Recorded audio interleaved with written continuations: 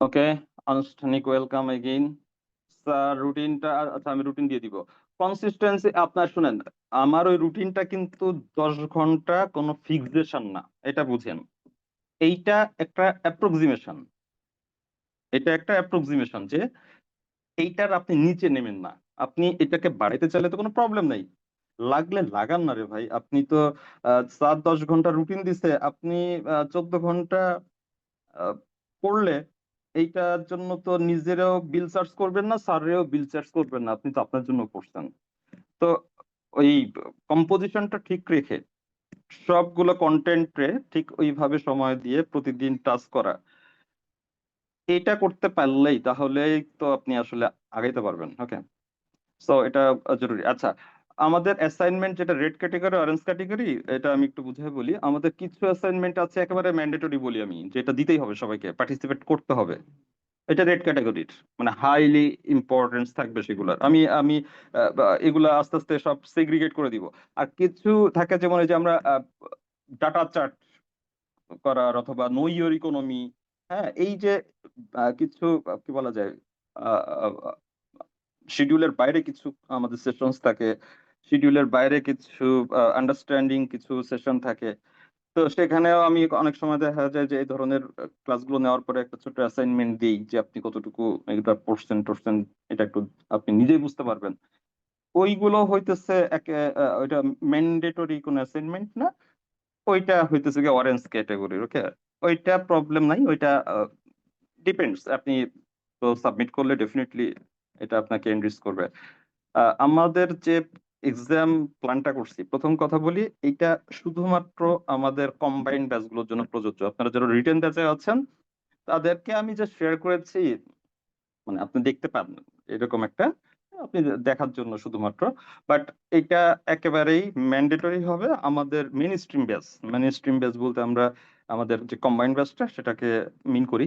তো এইখানে এই ডিসিপ্লিনটা আমি আসলে আনতে চাই। হ্যাঁ, এই ডিসিপ্লিন আনতে গিয়ে অনেক অনেক স্টুডেন্ট আরো অনেকে ভয় পেয়ে আসবে না, আই নো।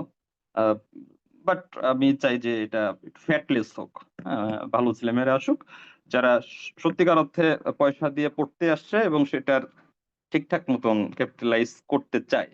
তো এরকম একটু যারা কি বলা যায় সেলফ মোটিভেটেড সেলফ ড্রাইভেন ছেলেমেয়েরা আছে, তাদেরকে আমি আসলে পছন্দ করি এবং তাদের সাথে কাজ করতে পছন্দ করি। তো এটা খুব হার্ড এন্ড ফাস্ট ভাবে নেক্সট আমাদের এ থেকে আমরা শুরু করব। আসলে যেটা হয়, আমি একটা জিনিস আমার এক্সপিরিয়েন্স হইলো খুব অল্প কিছু দিনের মধ্যে, সেটা হচ্ছে ফ্রি সার্ভিস খুবই বাজে জিনিস। মানে ভলান্টারি সার্ভিস, এইটা ভলান্টারি সার্ভিস অ্যাকচুয়ালি স্টুডেন্টদের জন্য একটা হার্মফুল জিনিস। হ্যাঁ, আপনি সার্ভিস মানে এটা মাস্ট সেল করতে হবে। যখন আপনি ঠিকঠাক সেল করবেন, তখন এইটার আহ, যে ইউটিলিটি, এইটা কনজিউমাররা ঠিকঠাক মতন ফিল করবে। ওকে, আমি যদি বাতাস থেকে যথেষ্ট পরিমাণ হিউমিডিটি শরীরে ঢুকতো, আমাদের পানি খাওয়া লাগতো না, পানি যে খাইতে হয় এটা আমরা ভুলে যেতাম। তো যেটা হয়েছে, আমাদের অনেকগুলো ব্যাচ আছে, আপ- আপনাদের তো সব সময় আমি একটু কি বলা যায় বকাঝকার মধ্যে রাখি, সেটারই অংশ। দীর্ঘদিন যাবত, সেই গত বছরের মে জুন জুলাই থেকে শুরু হয়েছে দুইটা ব্যাচ, টায়ার্ড হয়ে গেছে। অ্যাকচুয়ালি এতদিন যাবত তারা এই দিনের পর দিন মাসের পর মাস ক্লাস চলতেছে, তারা রিপিট পাচ্ছে, আমি সুযোগ দিচ্ছি করতেছে। কারণ এতদিন যাবত কোনো পরীক্ষা হয় নাই। So, আমি বেশি ভালোবেসে যেটা হয়, অবারিত করে তো দেওয়াতে টোটাল সিস্টেম কলাপস করছে। হুম।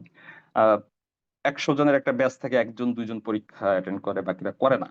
তার মানে হচ্ছে এটা যে আবেদনটা থাকে, আবেদনটা নাই। তো ওই আঠাটা ফিরে নিয়ে আসার জন্য এবং সিরিয়াসনেসটা আনার জন্য আহ, তাদেরকে আমি আসলে খানিকটা রেস্ট্রিক্টেড করে দিছি, ফ্রি সার্ভিস দিয়ে আসলে তাদেরকে আমি ক্ষতি করছি। ওনারা যদি এই কারেন্ট সার্ভিস গুলা, বরং যেটাতে আমি তাদের ডেকেও পাচ্ছি না, আমি তাদের আগে থেকে বিদায় করে দিতাম, ওনারা পয়সা দিয়ে হইলেও এটা কিনতো এবং ঠিকই অ্যাটেন্ড করতো। হোয়াটএভার, এটা একটা বাজে এক্সপিরিয়েন্স শেয়ার করলাম। আমাদের এই পরীক্ষা 100%, আমাদের মেন স্ট্রিম ব্যাচ গুলোর জন্য 100% এটা আস্তে আস্তে আসলে আমি ইন্ট্রোডিউস করে ফেলবো। আপনারা কারেন্টলি যারা আছেন, স্পেশালি আমি একটু ওয়ার্ন করি, আমাদের 325 বেস, হ্যাঁ, আহ, আমি আলাদা করে আপনাদের সাথে আগামীকাল ইনশাল্লাহ বসবো। আমি আপনাদের প্রবলেম গুলো শুনবো। ভেরি ফার্স্ট উইক থেকে আপনারা যে রিল্যাক্টেন্স দেখাইছেন, আমি আসলে আপনাদের নিয়ে ঠিক আহ, মানে খুব শঙ্কিত আর কি। প্রথম সপ্তাহের আহ, অনেক সিরিয়াসনেস থাকে ফার্স্ট উইকে, মানে ডিজাস্টারাস টাইপের ছিল আপনাদের পার্টিসিপেশন। এটা একেবারেই এক্সপেক্ট করি নাই। ওকে, তো আপনারা একটা জিনিস ভালো হয়েছে, একটা সিস্টেম যখন ফেল করে তখন রিবিল্ড করার সুযোগ থাকে। আহ, হঠাৎ করে মনে পড়ছে রানা প্লাজা, মনে আছে? রানা প্লাজার পরে বাংলাদেশের টোটাল আর গার্মেন্টস ইন্ডাস্ট্রি স্টে করবে কিনা, এই ধরনের একটা অনিশ্চয়তা তৈরি হয়েছিল। পৃথিবীর কোন জায়গার বায়াররা বাংলাদেশ থেকে আর পোশাক কিনবে না, এখানে কাজের পরিবেশ খারাপ, নিরাপত্তা নাই, এই ধরনের নানান নানান অজুহাতে। তো রানা প্লাজার জন্য আমাদের পুরো সিস্টেম বা পুরো ইন্ডাস্ট্রিটা কিন্তু আসলে কলাপস করছিল অলমোস্ট। বাট ওইখান থেকে রিভিলড হইতে হইতে মানে আমরা যেটা হয়েছে, রানা প্লাজা যে ডিজাস্টারটা আমাদের জন্য, পুরো ইন্ডাস্ট্রির জন্য যে কতটা বেনিফিট নিয়ে আসছে, এটা ঠিক এভাবে বলা যায় না যে 1000-1200 মানুষ মারা গেছে, বাট এই যে একটা বিগ অ্যাক্সিডেন্ট, এটা আমাদের পুরো ইন্ডাস্ট্রিটারে সাজাই দিছে। হ্যাঁ, সারা দুনিয়ার মধ্যে সবচেয়ে গ্রিন ইন্ডাস্ট্রি এখন সংখ্যায় আমাদের বেশি, এত সংখ্যক গ্রিন ইন্ডাস্ট্রি। এবং আমার ধারণা যে খুব তাড়াতাড়ি হয়তো বা টোটাল গ্রিন ইন্ডাস্ট্রি 1000 ক্রস করবে। হ্যাঁ, সারা দুনিয়ার মধ্যে বাংলাদেশের মতন একটা আহ কি বলা যায়, সেমি ডেভেলপড একটা কান্ট্রি, তারা এই ইন্ডাস্ট্রিয়ালাইজেশনে যেভাবে গ্রিনিং করছে, এইটা শুধুমাত্র পসিবল হয়েছিল ওই দুর্ঘটনাটার জন্য। তো আমাদের আসলে যেটা হয়েছে, এখন পরীক্ষা নিতে কিন্তু আমার টোটাল সিস্টেমটা কলাপস করছে। তো কলাপস করলে এটাই সুবিধা যে এটা রিভিল করা যায়। তো এখন থেকে মাস্ট আপনাদের জন্য পরীক্ষা অ্যাটেন্ড করতে হবে। এবং যেহেতু 325 বা 125 আপনাদের সঙ্গে এরকম কোনো চুক্তিপত্র ছিল না যে না হলে বাদ দিয়ে দিব, তো আপনাদের জন্য ওই শাস্তির ফার্স্ট ক্লজটা শুধুমাত্র স্থগিত থাকবে, সরি সেকেন্ড ক্লজটা স্থগিত থাকবে, আপনাদেরকে টার্মিনেট করা হবে না। বাট আপনারা যদি পরীক্ষাগুলোতে পার্টিসিপেট না করেন, তার জন্য অত্যন্ত উপাদেয় কিছু তিরস্কারের ব্যবস্থা থাকবে। হ্যাঁ, মানে যেগুলা মানে আপনি যদি পড়েন বা শুনেন, সুখকর হবে না। যদি মা- অনেকের আবার যদি একটু লজ্জাস্বভাবের ঘাটতি থাকে তাহলে আলাদা জিনিস, কিন্তু এটা যদি থাকে তাহলে আপনি আহ সেটার জন্য একটা ডেফিনেটলি খুব হার্শ কিছু পানিশমেন্ট পাবেন। তবে আপনাদেরকে অন্তত এই দুইটা ব্যাচকে টার্মিনেট করা হবে না, যেহেতু আমি আপনাদেরকে এই কন্ডিশন দিয়ে অ্যাডমিট করাইনি। তবে এইগুলার উদ্দেশ্য কিন্তু আসলে মানে আমার কোনো বেনিফিট নাই, বরং আমি চাই আপনারা পার্টিসিপেট করেন, কারণ আপনার পরীক্ষা যদি পার্টিসিপেট না করেন তাহলে শিখবেন কি? হ্যাঁ, এখান থেকে আসলে নিয়ে যাবেন কি? এই ম্যাটেরিয়ালস এর কি দাম আছে? কোনো দাম নাই। সিরিয়াসলি পরীক্ষা দিতে হবে, তাহলে আপনার প্রিপারেশনটা ভালো হবে। ওকে, উদ্দেশ্য শুধুমাত্র এটাই। তো এইখানে আমি আবার কিছু এটা কাটছাট করে একটা জায়গায় নিয়ে আসবো। আহ, এটাই হলো কমিউনিকেশন বা এটা হলো ব্যবস্থা। আগামীকাল আমাদের সেকেন্ড মান্থ এন্ড এক্সাম আছে আমাদের 125 ব্যাচের। আপনারা যারা 125 এর আছেন, আপনারা একটু বি ইনস্ট্রাক্টেড দ্যাট আগামীকালের পরীক্ষায় অতি অবশ্যই রাইটিং পার্টে আপনাকে পার্টিসিপেট করতে হবে।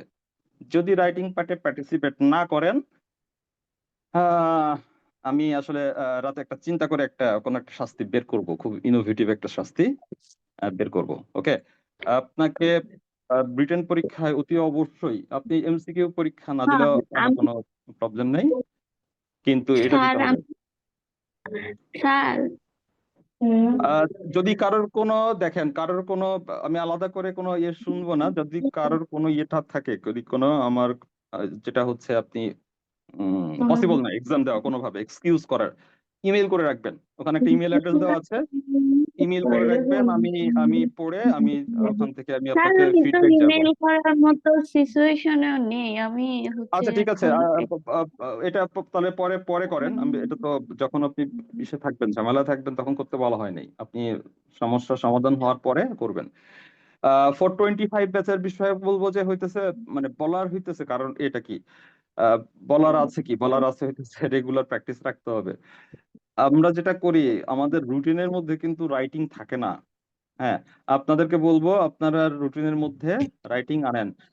425 ব্যাচেরও আসলে একই রকম অবস্থা, আপনাদের participation very poor, very poor, মানে এটা অলমোস্ট নিয়ার টু জিরো। যে কোনো ইনস্ট্রাকশনে আপনারা কোনো রেসপন্স করেন না। আর রিটেন ব্যাচে অ্যাডমিট হয়ে আপনারা রিটেনের অ্যাসাইনমেন্ট টাচও করেন না। আমি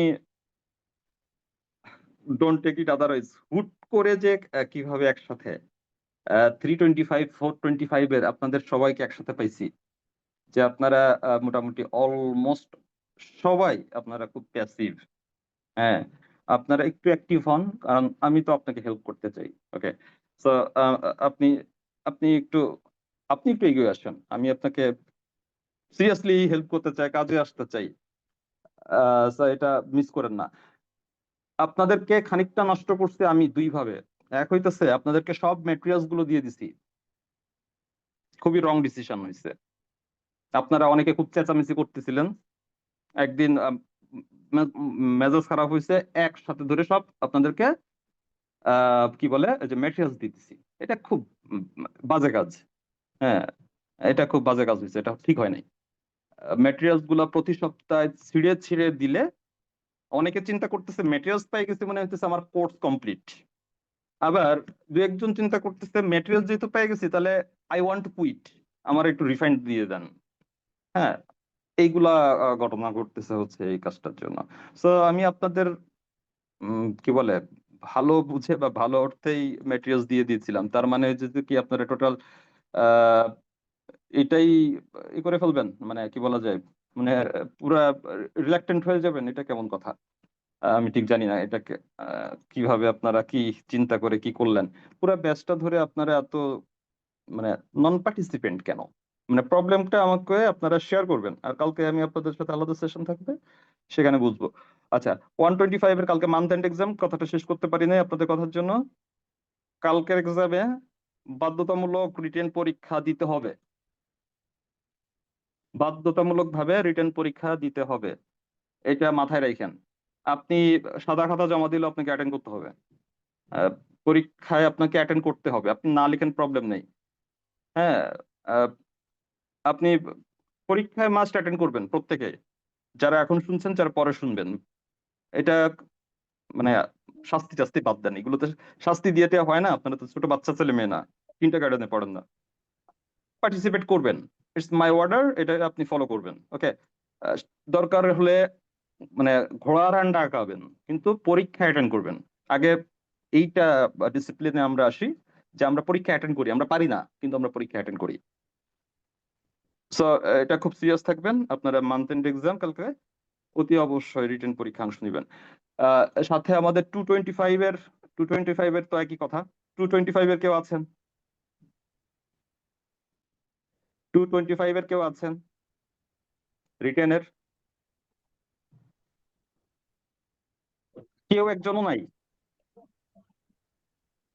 225 ব্যাচের মানে রিটেন ব্যাচ আমাদের স্পেশাল, মানে যারা 125 এর সাথে শুধু রিটেন করেছেন তারা 225 ব্যাচের কেউ আছেন?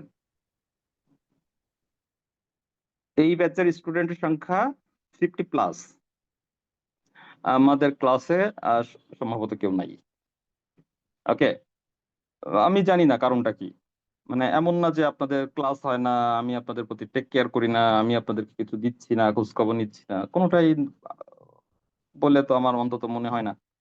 তো এই রিল্যাক্টেন্সটা ভাই আপনাদের কেন, মানে প্রবলেমটা কি, মানে এখানে এসে কি নিয়ে হতাশ হয়েছেন আমাকে জানায়েন। আহ, মানে ওই যে রিফান্ড বন্ধ করে দিচ্ছি, কিন্তু রিফান্ড একটা কিন্তু চালু আছে স্যার, আপনি পড়াইতে পারেন না, আমার আপনার দিয়ে পোষায় না। Definitely you will get refund with মানে কম্পেনসেশন, আপনি যেটা কম্পেনসেট দাবি করবেন উইদাউট আস্কিং এনি কোশ্চেন, আমি কিন্তু সেটা আপনাকে ফেরত দিব। আমি যদি কোনোভাবে আপনার সময় নষ্ট করে থাকি, অবশ্যই আমি উইথ কম্পেনসেশন, আপনি আমাকে দাবি করবেন আমি সেটা দিয়ে দিব। বাট আপনি মানে কোনো একটা কিছুতে তো আপনাকে বলতে হবে যে আমি কেন আসছি না, আমি পারছি না, কেন আমি থাকছি না। এইটা তো হইতে পারে না, দিনের পর দিন আপনারা কোনো ক্লাসে আসবেন না, পরীক্ষা দিবেন না।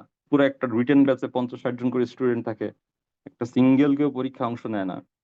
এইটা তো সার্কাস বানায় ফেলছি আসলে, মানে বানায় ফেলছি আমি, আর মানে রিং মাস্টার আমি, আপনারা ডিসপ্লে করতেছেন।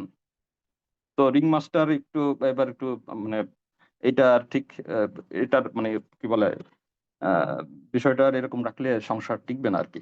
একটু ডিসিপ্লিন আনতে হবে। আহ, আশা করি আপনারা আপনাদের ভালোর জন্য ফিল করে আমাকে রেসপন্স করবেন, মানে পজিটিভ ভাবে। বেশ কয়েকজন আমাকে আজকে খুব পজিটিভ কিছু ফিডব্যাক দিয়েছেন। হ্যাঁ, খুব ক্যান্ডিড ভাবে কনফেস করেছেন, স্যার এমসিকিউ গুলা করতাম রিটেন। আপনারা কি শুনতে পাচ্ছেন? আমি কিন্তু উইন্ডো কেটে ফেলছি।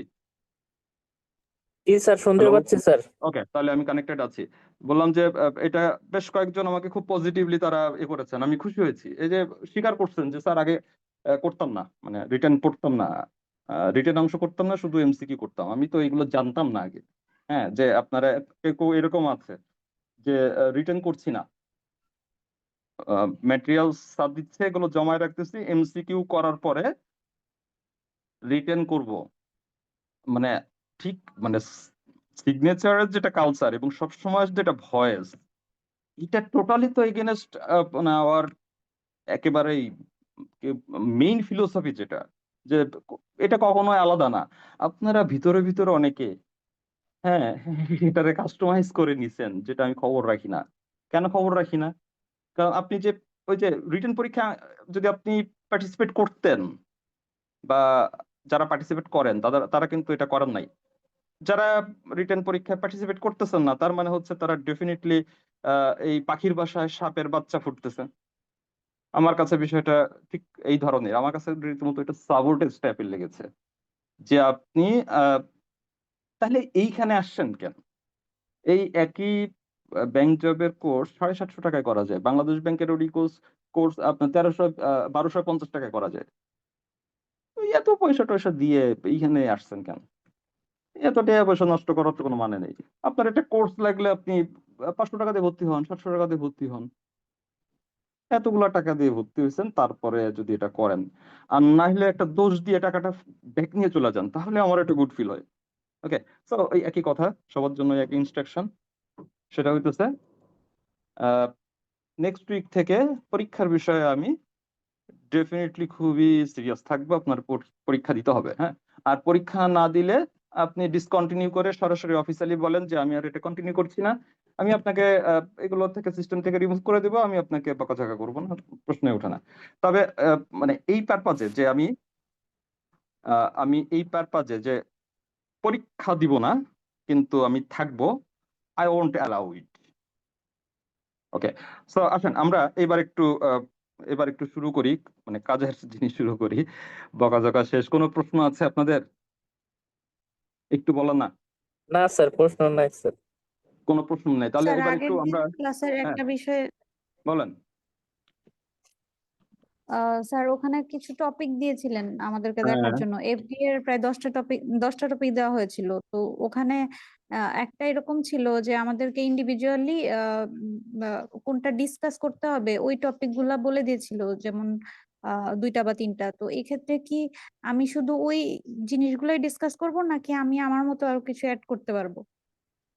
কোথায় আবার একটু বলেন তো, কোন মানে স্পেসিফিক কোন এরিয়াটা মানে কথা বলতেছেন, এটা কি একটু আমি বুঝতে পারিনি। স্যার এফডিআই নিয়ে যে 10টা আচ্ছা, টপিক দেওয়া হয়েছিল, ওখানে সাত হুম নাম্বার হুম হুম একটা। হুম হুম ও এফডিআই নিয়ে না, ওটা কিন্তু মিসলিনিয়াস সব আইটেম ছিল, এই জন্য বুঝতে পারি না। হ্যাঁ, এবার বলেন 7 নাম্বারটা।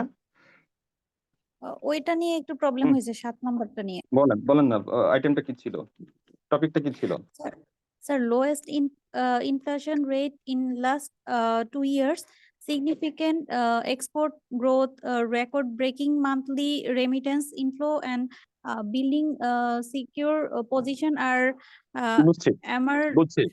আচ্ছা, এইটা এইটা আর কেউ ট্রাই করছেন, কেউ এক্সপ্লোর করছেন উনি ছাড়া? মানে আর কারো কাছে এই ওনার ওই যে আস্কিংটার অ্যান্সার আছে কিনা, আমি এটা একটু যাচাই করার জন্য জিজ্ঞেস করা আর কি। কেউ কি করেছেন?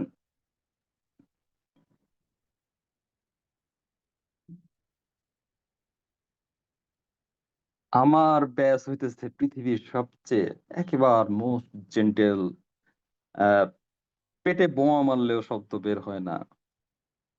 সবচেয়ে চুপচাপ ট্যাসিটার্ন, মনে আছে ওয়ার্ডটা ট্যাসিটার্ন? এইরকম চুপচাপ আপনি জিজ্ঞেস করলেও অ্যান্সার করেন না। আহ এটার অবশ্য কোনো ওষুধ নাই, এটা কথা বলা যায় না। একটু কথা বলেন, মানে ওই প্রশ্নটা কি কেউ এক্সপ্লোর করেছেন এনিওয়ান?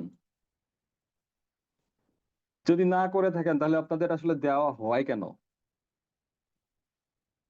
আমি তো সেদিনও বলেছি এখানে কিন্তু সব প্রশ্নের উত্তর নোটের মধ্যে নাই। কিভাবে সেগুলারে সাজাইতে হবে সেগুলো ক্লাসে ডিসকাস করছি। ওকে, এই ক্লাসগুলা যেগুলো আমি এসওর ক্লাস নিয়েছি, এই যে আপনাদের রিটেনের খুব সম্প্রতি, আমাদের টোটাল স্টুডেন্ট যারা আপনারা ক্লাস করেছেন অথবা করেননি, অনলি 5%ও এই রেকর্ড গুলা আপনারা রিভিউ করেন নাই কেউ।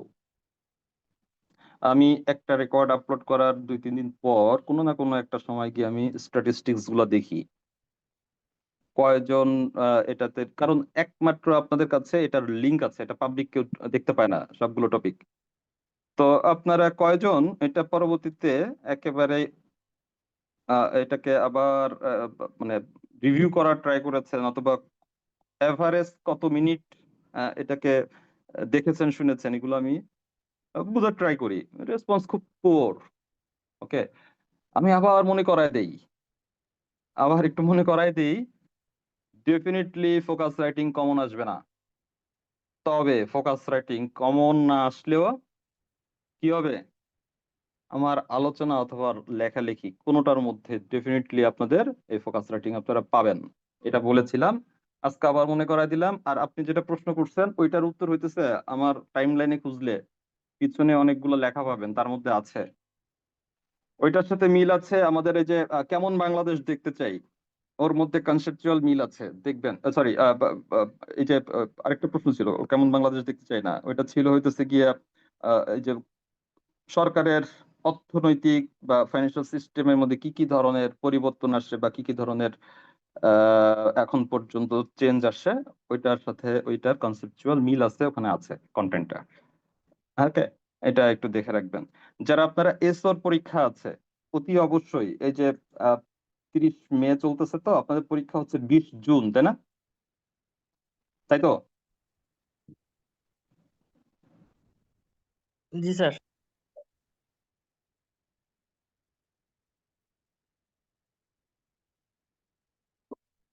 কে কে পরীক্ষা দিবেন একটু দেখি তো, এসওর পরীক্ষার্থী কারা আছে ক্লাসে? একটু হাত উঠান না, হ্যান্ড রেজ করেন, দ্রুত করেন। ক্লাস শুরু করবো কখন? বকাঝকা করতে করতেই তো দিন শেষ।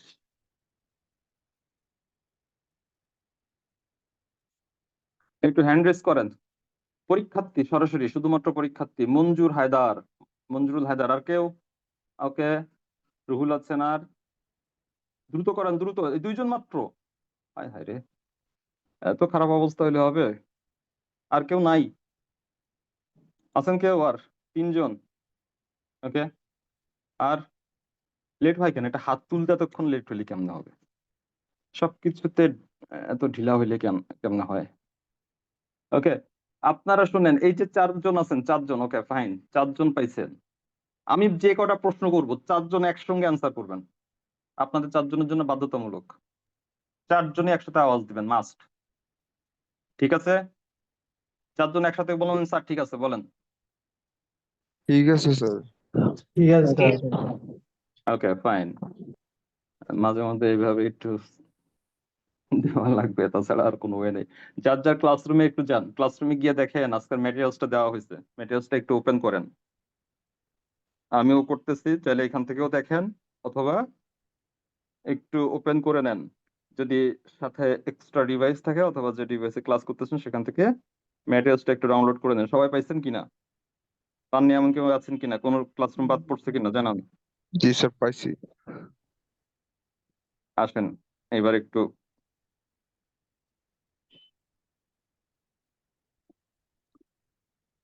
পাইছেন ম্যাটেরিয়ালস? কারা কারা 4জন উত্তর দেওয়ার কথা? প্রশ্ন করলে আপনারা 4জন একদম রেডলি, দ্রুত। জি স্যার, পাইছি স্যার। পাইছি পাইছি স্যার, পাইছি স্যার। বাহ বাহ বাহ জি স্যার, বাহ, পাওয়া good. গেছে। মজা লাগতেছে এবার। ওকে, এবার আসুন আমরা একটু আমাদের এই এসও হইতে গেলে বা এডি বা এসও হইতে গেলে কোন টাইপের কম্প্রিহেনশন, অন্তত আজকে যে আইটেমটা, সেটা রিসেন্ট সময়ে আমাদের ফেস করতে হয়েছে বা সামনেও এরকমই আইটেমস থাকবে, আমরা কি ধরনের বিষয়গুলো পাবো। কম্প্রিহেনশনে খুব ভালো মার্কস পাওয়া যায়, কারণ কম্প্রিহেনশন ম্যাক্সিমাম সবাই এত বেশি বাজে লেখে, আপনি একটু ভালো লিখলে আপনাকে ভালো মার্কস দিয়ে দিবে। সো আমরা তো বেসিক এটিকেটস গুলো জানি অলরেডি, যারা নতুন একেবারে তারাও তো অনেক বেশ কয়েকটা ক্লাস করে একটা ক্লাস করে ফেলেছি। আমাদের একটু মনে পড়ছে, একটু বলে রাখি, এই যে ইউটিউবে একটা চ্যানেল আছে যেখানে আপনারা এই যে রেকর্ড গুলো পান, যদি আগ্রহ থাকে, প্রিভিয়াস অনেকগুলো রেকর্ড যেগুলো আমি পাবলিকলি ওপেন করে দিয়েছিলাম আমাদের জানুয়ারি ব্যাচের, স্পেশালি রেফার করি জানুয়ারি ব্যাচটাতে এই কম্প্রিহেনশন সামারি ট্রান্সলেশন গুলার যে সেশন গুলো আছে, এইগুলো এখন পর্যন্ত আমার নেওয়া সবচেয়ে মাস্টার সেশন। আমি ওই পরিমাণ এফোর্ট, ডেডিকেশন আর কি বলা যায়, টাইম বার্ন করে আর কোনো ব্যাচে আসলে নিতে পারি নাই, নেই নাই তা না, নিতে পারি নাই। ওইটা ছিল একদম আহ, আমার একেবারে বেস্ট লেভেলটা ওখানে দেওয়া। তো ওই রেকর্ড গুলো ওখানে পাবেন। যাদের এই বিষয়গুলোতে একটু দুর্বলতা আছে, একটু খুঁজে কষ্ট করে ওই ক্লাসগুলো করেন। ওকে, অনেক কিছু সলভ হয়ে যাবে একটা ক্লাসে। সিঙ্গেল একটা ক্লাসে আমরা মোটামুটি মনে হয় 150 মার্কের কন্টেন্ট কাভার করতাম। Focus writing, comprehension, summary writing, translation, single এক একটা ক্লাসে 3.5 থেকে 4 ঘন্টার এক একটা সেশন। কখনো কখনো রাত 3টা পর্যন্ত, 3:30 পর্যন্ত কিন্তু সেশন গুলো হয়েছে। বিগ বিগ এক একটা সেশন, লম্বা সময়ের রেকর্ড, এবং আমাদের স্বল্প ক্যাপাসিটির মধ্যে ওগুলো হচ্ছে প্রিমিয়াম আইটেম, একেবারে মাস্টার আইটেম আমাদের। ওকে, এবং ওইগুলা খানিকটা নাড়াচাড়া করে ক্লাসগুলো যারা করেছে দেখেছে, তাদের অনেকেরই ফিডব্যাক আমি দেখেছি বা পেয়েছি যে স্যার, জানুয়ারি ব্যাচের স্টুডেন্ট ছিলাম, চাকরি পেয়েছি। হ্যাঁ, আজকেও দেখলাম ওই যে ওই ব্যাচের কেউ কেউ আবার উদয় হয়েছে, যে এই ব্যাচটার ক্লাসটা করে মুখ ব্যাংকে টিকছি, এই যে দেখতেছিলাম ওদের হোয়াটসঅ্যাপ গ্রুপে। সো যাদের একটু এই বিষয়গুলোতে ঘাটতি আছে, মানে নিড হেল্প, তারা একটু ওই রেকর্ড গুলো দেখে নিবেন। ঠিক আছে, সো আমরা একটু দেখি আজকের আমাদের এই যে সিগনেচার কম্প্রিহেনশন নামে রেকর্ড কি ওপেন আছে? হ্যাঁ, ওপেন আছে, ওপেন আছে, ওপেন আছে। দেখতেছিলাম না। পরে দেখেন, এখন ক্লাসের টাইমে না, অন্য সময় দেখি আমরা। এক মিনিট, আমি একটু ডিভাইসটারে কি করে দিই।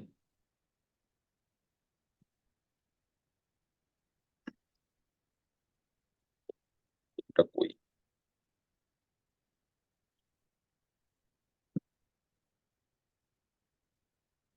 ওকে, আমরা এখানে টোটাল আটটা কম্প্রিহেনশন একসঙ্গে দিয়েছি, এবং আমাদের টার্গেট থাকবে আমরা এসও পরীক্ষার আগে এই 8টা কম্প্রিহেনশন ডেফিনেটলি প্র্যাকটিস করে যাব।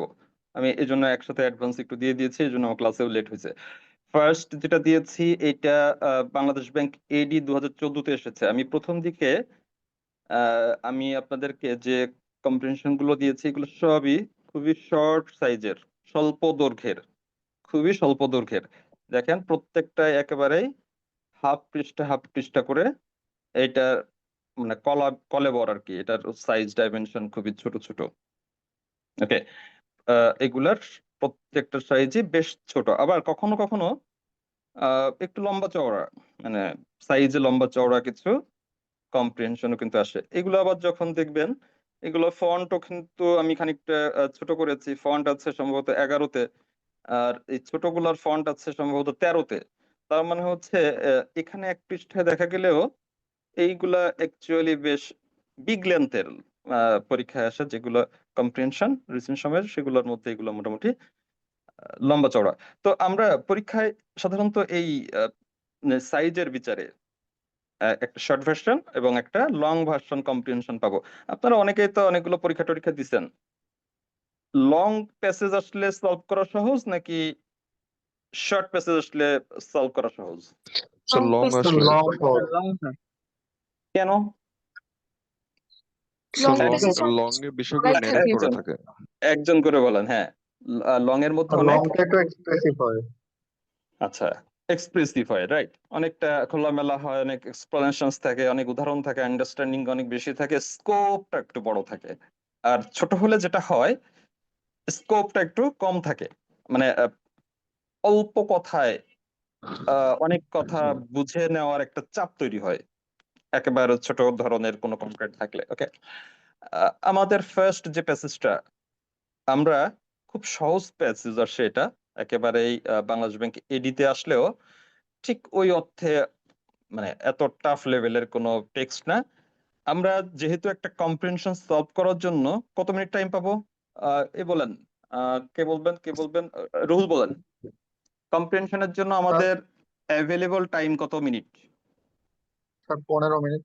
15 minute, very good. So time starts now. 11টা 14 বাজে, 11:30টার মধ্যে, 11:30-এর মধ্যে এই প্যাসেজটা আমরা সলভ করবো। এভরিওয়ান, এবং আমি যারটা নাম ধরে জিজ্ঞেস করব সে একটু খাতার পিক উঠায়, এখানে শেয়ার করার অপশন আছে, শেয়ার করতে হবে।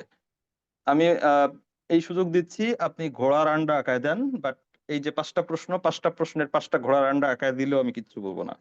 বাট এভরিওয়ান সাবমিট করতে হবে বাধ্যতামূলক। আর সাবমিট না করলে you may leave this class. মানে 11:30-এ আমি যাদেরকে উপস্থিত থাকবো, আশা করি আমরা সবাই সাবমিট করব। ওকে, তো 15 মিনিটে আপনি 5টায় পারতে হবে না, আপনি 3টা পর্যন্ত গেলেও আমি কিছু বলবো না। আপনি ট্রাই করেন, আমি শুধুমাত্র চাই আপনি ট্রাই করেন। আপনার কোয়ালিটি কোয়ান্টিটি কোনো কিছু নিয়ে আমি কোনো প্রশ্ন তুলবো না, উইল সলভ দ্যাট, বাট আমরা একটু এক্সপ্লোর করে আগে নিজে নিজে, দেন আমরা সলভ করবো। So please start now, time starts now, and you have to stop at 11:30. Okay, I will come back then. Thank you.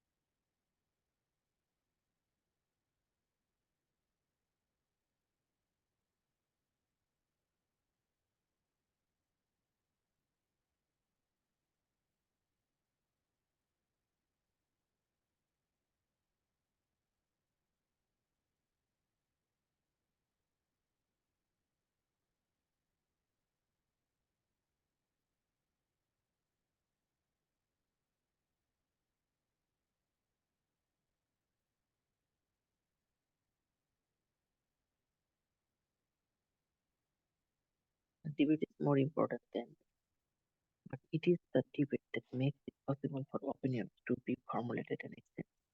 The debate enables the representatives of different points of view ভাই মাইক্রোফোনটা mute করতে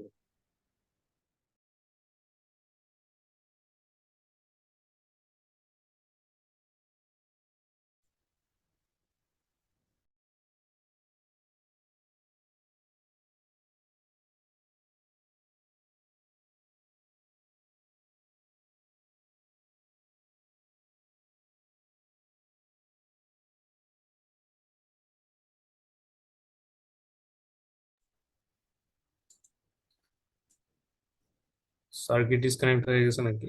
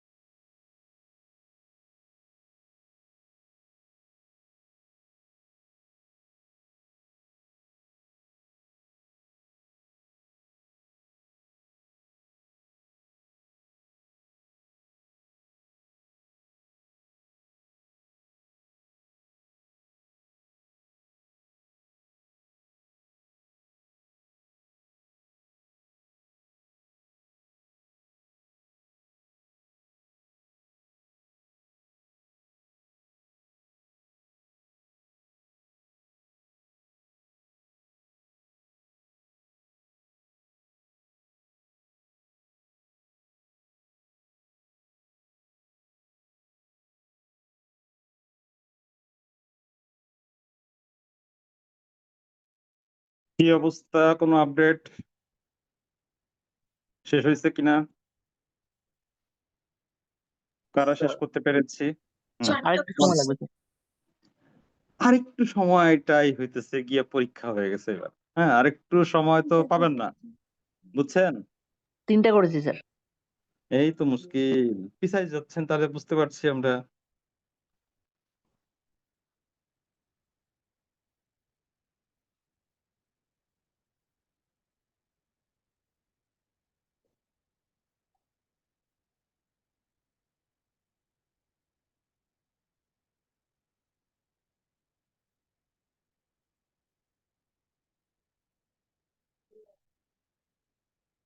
minute দুয়ের মধ্যে শেষ করেন আর কি। Share in a file in the meeting, fine.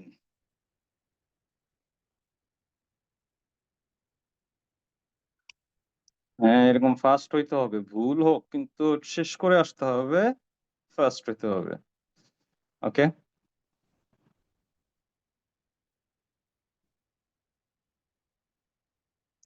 Ultimately সময়ের মধ্যে যারা শেষ করে আসতে পারবেন তাদেরটাই কিন্তু কম্পিটিশনে টিকবে। আর শেষ করে না আসতে পারলে আপনি যতই 3টা প্রশ্ন ভালো লেখেন, লাভ নেই। দুটোই একসঙ্গে ভালো লিখতে হবে।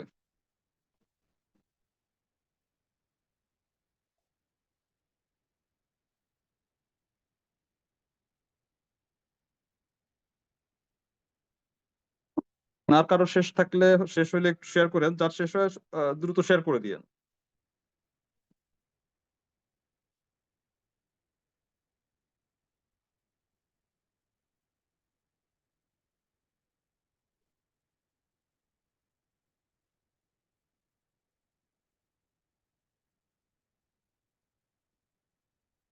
আমি আপনাদেরকে লিখতে দিয়ে ইন দ্য মিন টাইম ওই যে আপনার জানুয়ারি ক্লাসগুলো চেক করতেছিলাম। অ্যাকচুয়ালি আমাদের জানুয়ারির ক্লাসে যে 10টা সেশন আছে, আপনারা শুধু ইউটিউব থেকে সেশন গুলাই যদি বসে বসে কেউ করে, তার তো আর টাকা পয়সা দিয়ে আমাদের এখানে ভর্তিও লাগে না। এই কারো ভিডিও অন হয়ে গেছে, ভিডিও অফ করেন।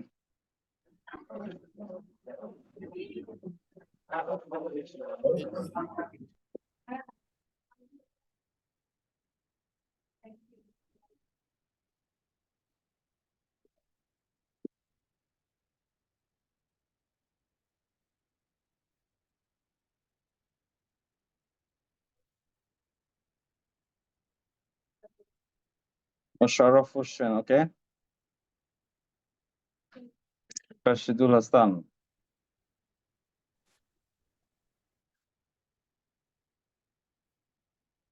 জেরিন। ভিডিও অফ করেন, কার ভিডিও অন হয়ে গেছে? Gopal Majumdar, take care yourself.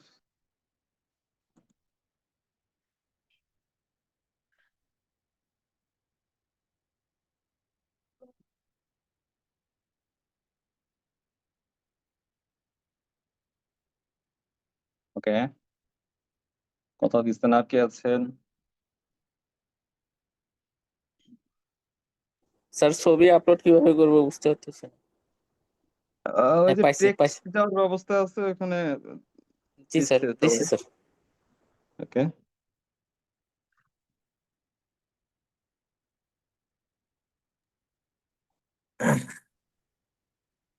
এই জানুয়ারির যে এগুলো আছে 10টা সেশন, এই 10টা সেশন করলে রিটেনের কারো কোথাও আটকে পড়বে না।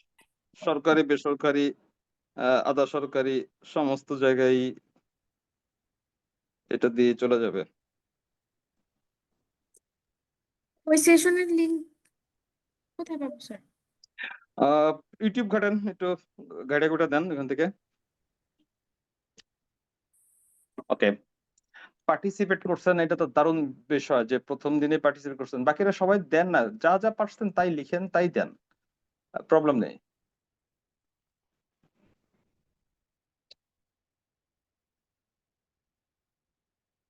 আমাদের অলরেডি মেম্বার ফল করছে, স্বাভাবিক। দেন না, একটু দ্রুত দেন, সবাই দেন, সবাই দেন, যা লিখতে পারছেন সেটা দেখি। এই সোহান, দেখি সোহানেরটা দেন তো।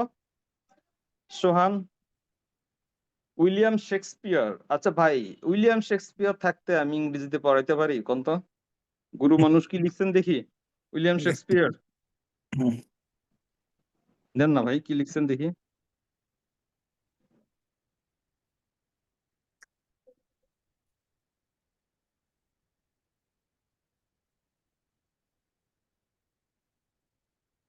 উইলিয়াম শেক্সপিয়ার কি লিখছে একটু দেখি।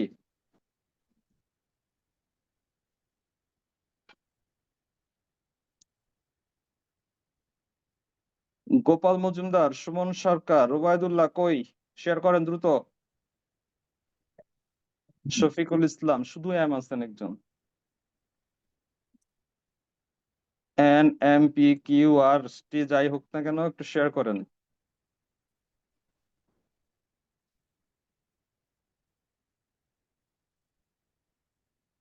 শান্তা আছেন, শান্তা দেন। রাশেদুল, সালমা আছে, ছবি তো নাসরিন আপলোড আছে। করছি স্যার। ওকে,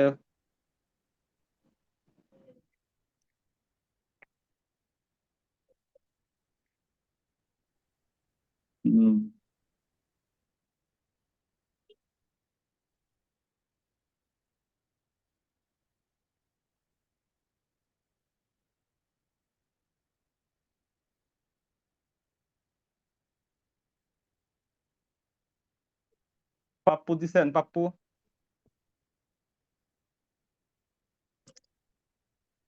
অ্যান্সার তো করবেন যে স্যার দেই নাই বা স্যার দিছি। স্যার দিচ্ছি স্যার আমি। আচ্ছা, লিখতেছেন, জি। ঠিক আছে। একটু রিপ্লাই দিলে তো বুঝতে পারি আর কি। রিপ্লাইটা না দিলে তো কমিউনিকেশনটা হইলো না। আর রাশিদুল দিয়েছেন, আদনান দিয়েছেন। এই ভাই পালায়েন না, পালায়েন না, পালায়েন না, হুড় করে কমতেছে সংখ্যা। পালায়েন না, পালাই যাবেন কই? বাংলাদেশে এখনো একজনও ব্যাংকার হয় নাই কম্প্রিহেনশন না লিখে এসে। পালায় যাবার কোনো জায়গা তো নাই। আদনান আছেন, আদনান দিছেন। জি স্যার দিয়েছি নিশাত, স্যার। নিশাত সেতু,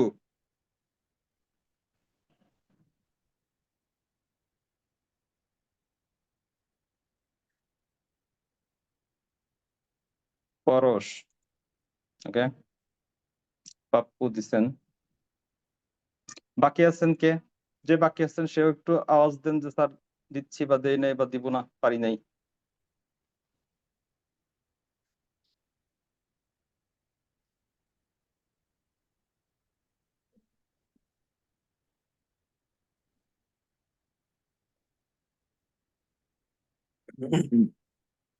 হুম, নওশিন, উর্মি, ফাহিম,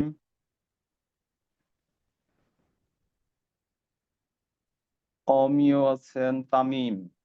কই কই কই, দ্রুত দেন।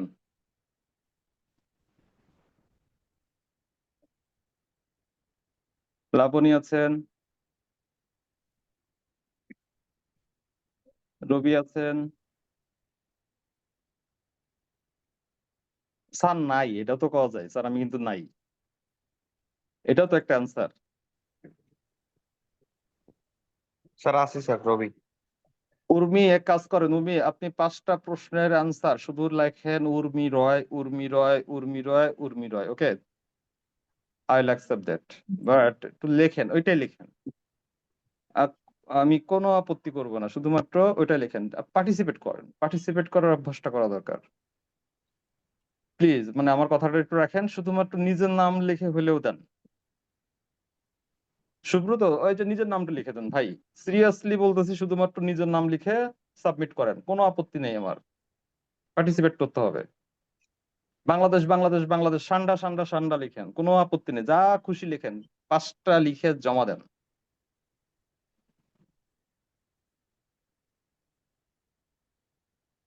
ওকে,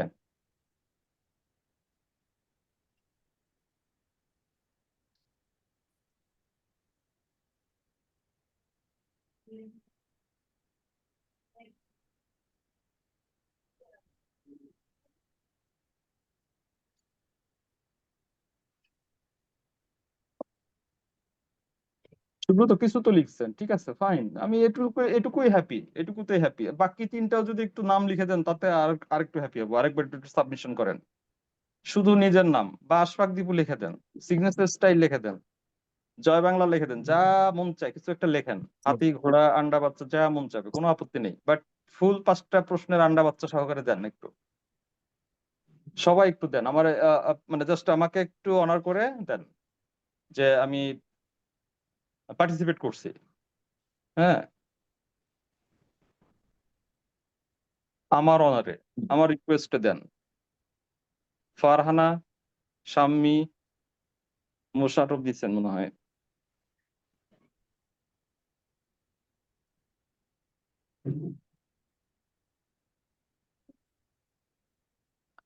রবি, সান্ডা সান্ডা সান্ডা, আপনি অনেক ভালো লিখছেন, সুন্দর হয়েছে, থ্যাংক ইউ। মানে পার্টিসিপেট করেছেন in my honour,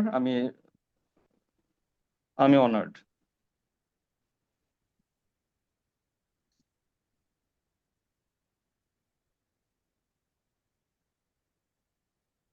thank you.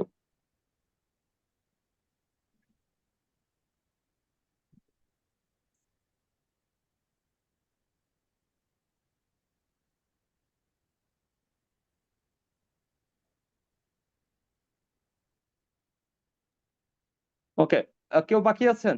যে বাকি আছেন একটু নিজে থেকে বলেন যে বাকি আছি, বা একটু হ্যান্ড রেজ করেন যারা বাকি আছেন, মানে একেবারে কিছু দেন নাই। ওই যে রবি দিচ্ছে সান্ডা সান্ডা, এগুলো কিন্তু অ্যাকসেপ্ট করছি,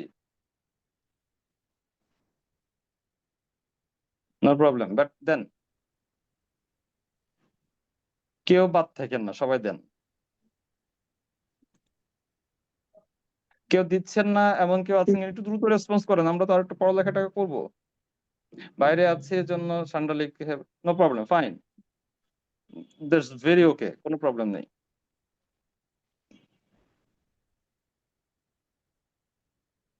গ্রেট।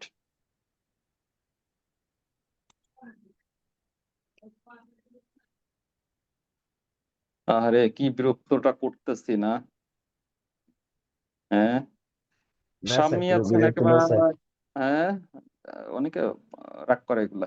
শাম্মী আছেন, সাবমিট করছেন। মোশাররফ হোসেন,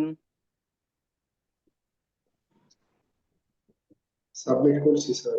ওকে, মানে আমি সবাইটা তো নাম মনে রাখতে পারছি না, এই জন্য জিজ্ঞেস করছি। যারা দেন নাই, এমন কেউ আছেন দেন নাই? এনিওয়ান?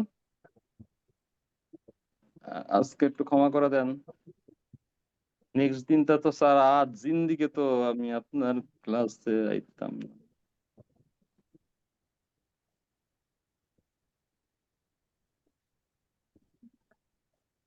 হুম,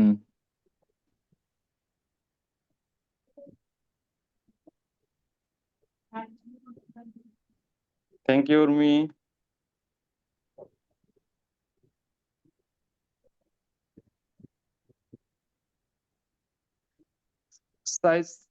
সাইফ সিদ্দিক, আপনি কি একবার লিখে অ্যান্সার করছেন? 5টা প্রশ্নের অ্যান্সার তো একবার সাইফ সিদ্দিক লিখলে হবে না, 1 2 3 4 5, 5বার লেখেন প্লিজ।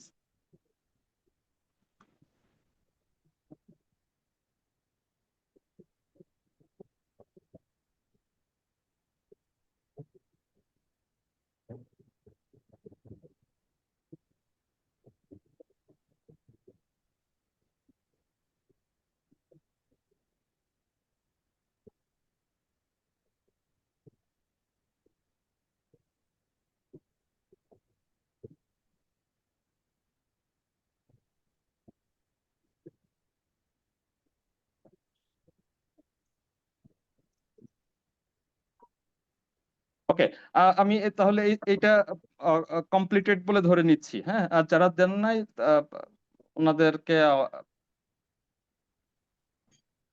ওনাদেরকে আর কি বলা যায়, ওনাদেরকে আমি আসলে বাকিটা যদি কেউ থেকে থাকেন আমি জানি না, আর তাদেরকে কোনোভাবে সুযোগ আছে কিনা, ফাইন। সো আমরা একটা অন্তত কি করলাম, ট্রাই করলাম যে এটা কিভাবে এক্সপ্লোর করতে হয়, ওকে ফাইন। আর একটা আমরা একটু প্র্যাকটিস করব, তারপর আমরা ছুটি পাবো, ওকে। এটা আমরা যেটা দেখলাম একেবারে একটা সোশ্যাল কনটেক্সট বা অ্যাকচুয়ালি এটা একটা মানে যেটা বলা হয় যে পলিটিক্যাল সায়েন্সের একটা কনসেপ্টের উপর। ওকে, তো এই ধরনের রাইটিং যেমন আসে, সাথে আমাদের কিন্তু বিভিন্ন ইকোনমিক্স রিলেটেড কিছু রাইটিংও অনেক সময় আসে কম্প্রিহেনশন হিসেবে। ওকে, যেমন দিস ওয়ান বিবিএডি 2021-এ যে কম্প্রিহেনশনটা আসে, একেবারেই ছোট কম্প্রিহেনশন, মানে এত ছোট, অনলি 8টা সেন্টেন্স, আবার প্রশ্নও কম, 4টা প্রশ্ন। আমরা এটা একটু ট্রাই করি সবাই। ওকে, এটা ট্রাই করার পরে আমরা first one and this one, এই দুইটার মধ্যে একটু কম্পেয়ার করব। ওকে, তারপরে আমরা ফ্যান্টাস্টিক কিছু কাজকাম করব। So another 15 minutes starts now at 11:46 এটা শেষ হবে তাহলে আমাদের 12:02-তে। ওকে, 12:02 মানে 12টা 2 মিনিটে শেষ হবে। একটু ট্রাই করি উইথ পেশেন্স প্লিজ। হ্যাঁ, একটু বার্ন করি, টাইমটা একটু বার্ন করি, এফোর্টটা একটু বার্ন করি। So another 15 minutes for this one. Drop হয়েন না, রাগ হয়েন না। আপনি সলভ করলে আমার খুব একটা আমার ব্যক্তিগত কোনো বেনিফিট নেই, আলাদা করে দিয়ে তো করাইতে পারি না। অ্যাটলিস্ট এখানে বসেও যদি একটু ট্রাই করি, খারাপ হবে না, আমাদের জন্য ভালো হবে। সো আমি আবার একটু মিউট হয়ে যাচ্ছি। আমি আপনাদের এর মাঝখানে লিঙ্ক গুলা, খুব ইম্পর্টেন্ট কয়েকটা ক্লাসের লিঙ্ক আমি শেয়ার করে দিব। আল্লাহ যার হেদায়েত দিবে সে ট্রাই করতে পারবেন। Thank you so much. 15 minutes.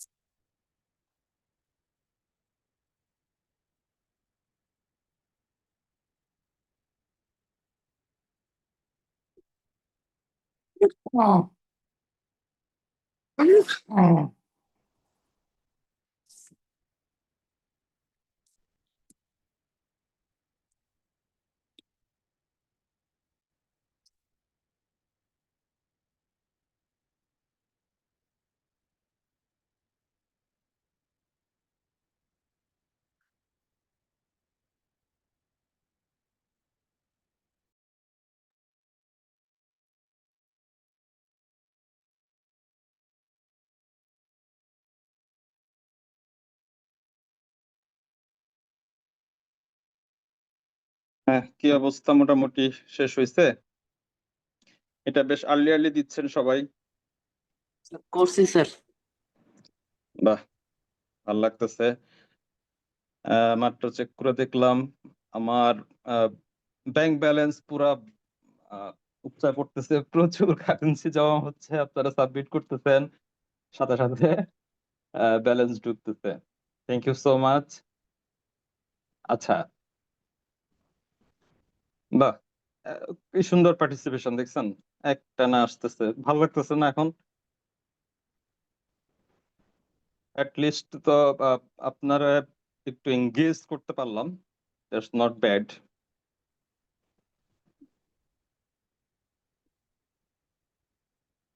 ওকে, বাহ, অনেকে অনেকে উঠছেন। আচ্ছা, আমাকে এবার একটু আপনার এই যে দুইটা কম্প্রিহেনশন সলভ করলেন, দুইটাই করেছেন যারা, একটু দেখি প্রশ্ন করি, দেখি কি বুঝলেন, কি শিখলেন, বা দুইটার মধ্যে কি পার্থক্য খুঁজে পাইলেন। পুরান পাপি গুলারে বলা যাবে না, এগুলো সব এগুলো অ্যান্সার মুখস্থ, এগুলো জানে। ওকে, আচ্ছা, এই যে পাইছি, সুন্দর জিজ্ঞেস করার লোক পাইছি। আহ ধরা খাইছেন।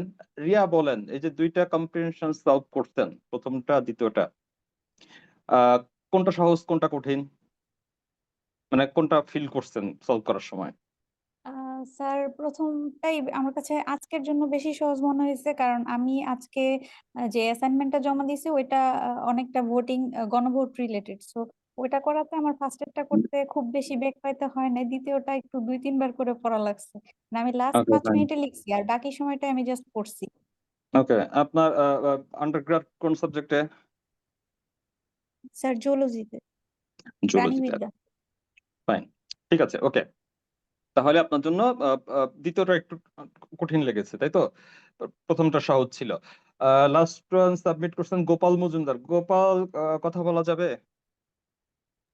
জি এলাকার স্যার, লোকজন যদি, ওকে। বলেন স্যার। দুইটার মধ্যে কোনটা ভালো লাগছে, মানে লালটা না কালারটা? স্যার দুইটাই স্যার এভারেজ লাগছে স্যার।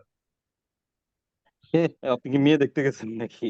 দুইটার মধ্যে অ্যাভারেজ লাগছে মানে কি, মানে একটু স্পেসিফিক্যালি বলেন যে এটা ভালো, এইটা একটু বেশি ভালো, এটা একটু কম ভালো, স্যার নাকি ব্যাংকস একবার সব? রিলেটেডটা এটা স্যার আপনার কোর্স করতে করতে স্যার এটা মোটামুটি একটা আইডিয়া হয়ে গেছে স্যার।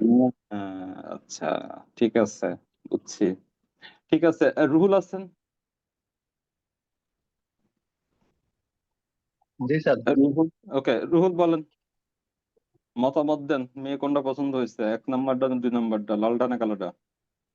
2 নাম্বারটা, কারণ 2 নাম্বারটা তো আপনি অনেকবার পড়াইছেন, এই যে মানে সব ইকোনমি রিলেটেড। কোরআনগুলা অফ, একদম জিপার অফ। জেরিন বলেন, জেরিন, কথা বলতে প্রবলেম থাকলে টেক্সটে বলতে পারেন, না কোনো স্যার, প্রবলেম নেই। হ্যাঁ, বলেন। স্যার দুইটার মধ্যে দুইটাই করছে। সহজ লাগছে কোনটা দুইটার মধ্যে কম্পারেটিভলি? এটা সহজ, এটা কঠিন? ডি- 2 নাম্বারটা আপা, 2 নাম্বারটা। আপনার পড়াশোনা কোন সাবজেক্টে? সিএসসি। আচ্ছা, আচ্ছা, ঠিক আছে। আর কে আছেন? ওয়াইদুল্লাহ জমা দিছেন? জি স্যার, দিয়েছি স্যার। বলেন। স্যার প্রথমটা সহজ ছিল কিন্তু দ্বিতীয়টা করতে বেশি ভালো লাগছে। ওকে, ঠিক আছে। ইশরাত আছেন?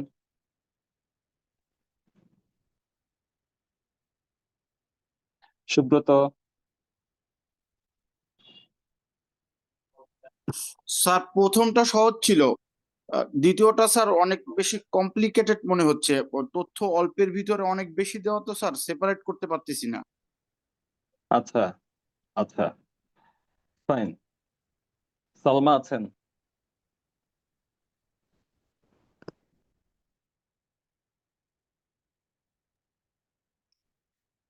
ওকে। পাপ্পু, পাপ্পু জমা দিচ্ছেন? পাপ্পু, স্যার দ্বিতীয়টা এখনো জমা দেয়নি স্যার, আমি দিচ্ছি। ট্রাই তো করছেন? হ্যাঁ হ্যাঁ স্যার। এতক্ষণ লাগালে কেমনে হবে ভাই, এতক্ষণ দিবে? আমি তো মনে করেন যে আপনি আমার মানে রেঞ্জের বাইরে দেখে তো আমি খাতা কেড়ে নিতে পারতেছি না। যে ভদ্রলোকটা ওখানে গার্ড দিবে, এরা তো দীপু স্যারের মতন এত নির্ভুল হবে না, তাই না? তারা তো ডেফিনেটলি আমার চেয়ে আরো অনেক টাফ হওয়ার কথা। টুস করে নিয়ে যাবে তো এতক্ষণ লিখলে। আফ্রিদা আছেন? কথা বলা যাবে?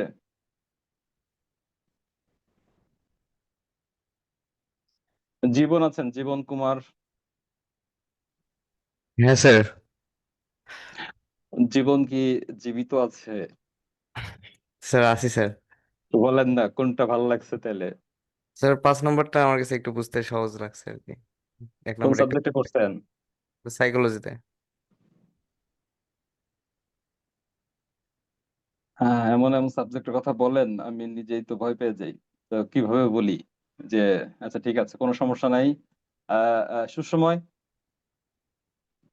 জি স্যার। কেমন গেল সময়টা? সময়টা খুবই ভালো গিয়েছে স্যার। হুম। স্যার প্রথমটার মধ্যে স্যার 5টা প্রশ্নে ক্লু ছিল, কিন্তু হুম। দ্বিতীয়টাতে স্যার 4টা প্রশ্নের মধ্যে 2টা প্রশ্নে ক্লু পাই নাই স্যার। হুম। এই জন্য একটু নিজের মতো করে উত্তরটা সাজায় লিখতে হয়েছে। এই এতক্ষণ পর মানে আগে যারা ক্লাস করছেন তারা তো আমি কি বলবো এর পরে তারাও আগে থেকে জানে আর কি। তাদের কথা বাদ দিই।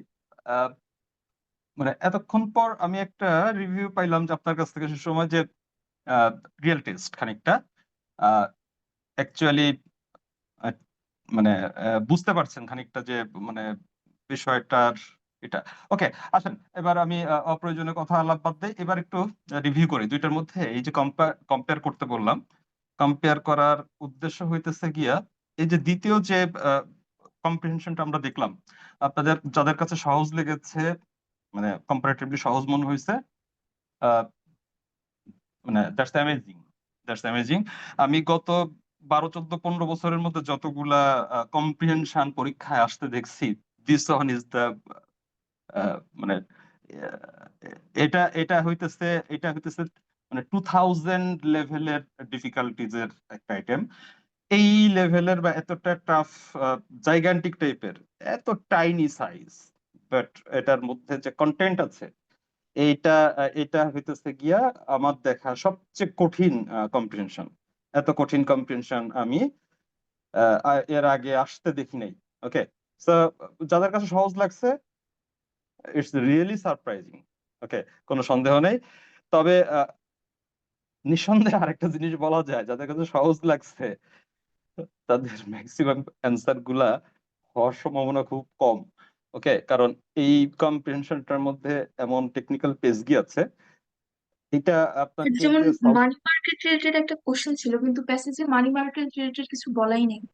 তো এরকম হ্যাঁ, মানে মানে এটা প্যাসেজ এটা একটু বেশ বেশ একটা কঠিন ধরনের টাইপের একটা প্রশ্ন। ওই যে উনি যেটা বলছিলেন দেখেন, একটু খেয়াল করেন। একটা প্রশ্নের মধ্যে আছে, কই মানি মার্কেটের প্রশ্নের কত নাম্বার? আচ্ছা, 3 নাম্বার, 3 নাম্বার প্রশ্নটা খেয়াল করেন। What was the Bangladeshi money market situation in the last 1 decade? এই প্রশ্নটা বলছে যে বাংলাদেশের যে মানে টাকার বাজার, মানি মার্কেট, এটার লাস্ট 1 decade-এর কন্ডিশনটা। আপনি দেখেন তো টোটাল 8টা সেন্টেন্সে যে টেক্সট আছে, এখানে কোথাও মানি মার্কেট এই ওয়ার্ডটাই নেই, বা এই মানে টার্মিনোলজিটাই ব্যবহার করা হয় নাই টোটালটার মধ্যে। ওকে, তো এইটা হইতেছে মানে এটা একেবারে যারা কোর ইকোনমিক্স এর স্টুডেন্ট আছেন তাদের কাছে সহজ মনে হবে। এর বাইরে মানে স্যার বিজনেস লাস্টের লাইনে এটার উত্তর আছে। উত্তর থাকতে পারে, আমি বললাম যে টার্মিনোলজিসটা কিন্তু প্রশ্নে আছে, টেক্সটে নাই।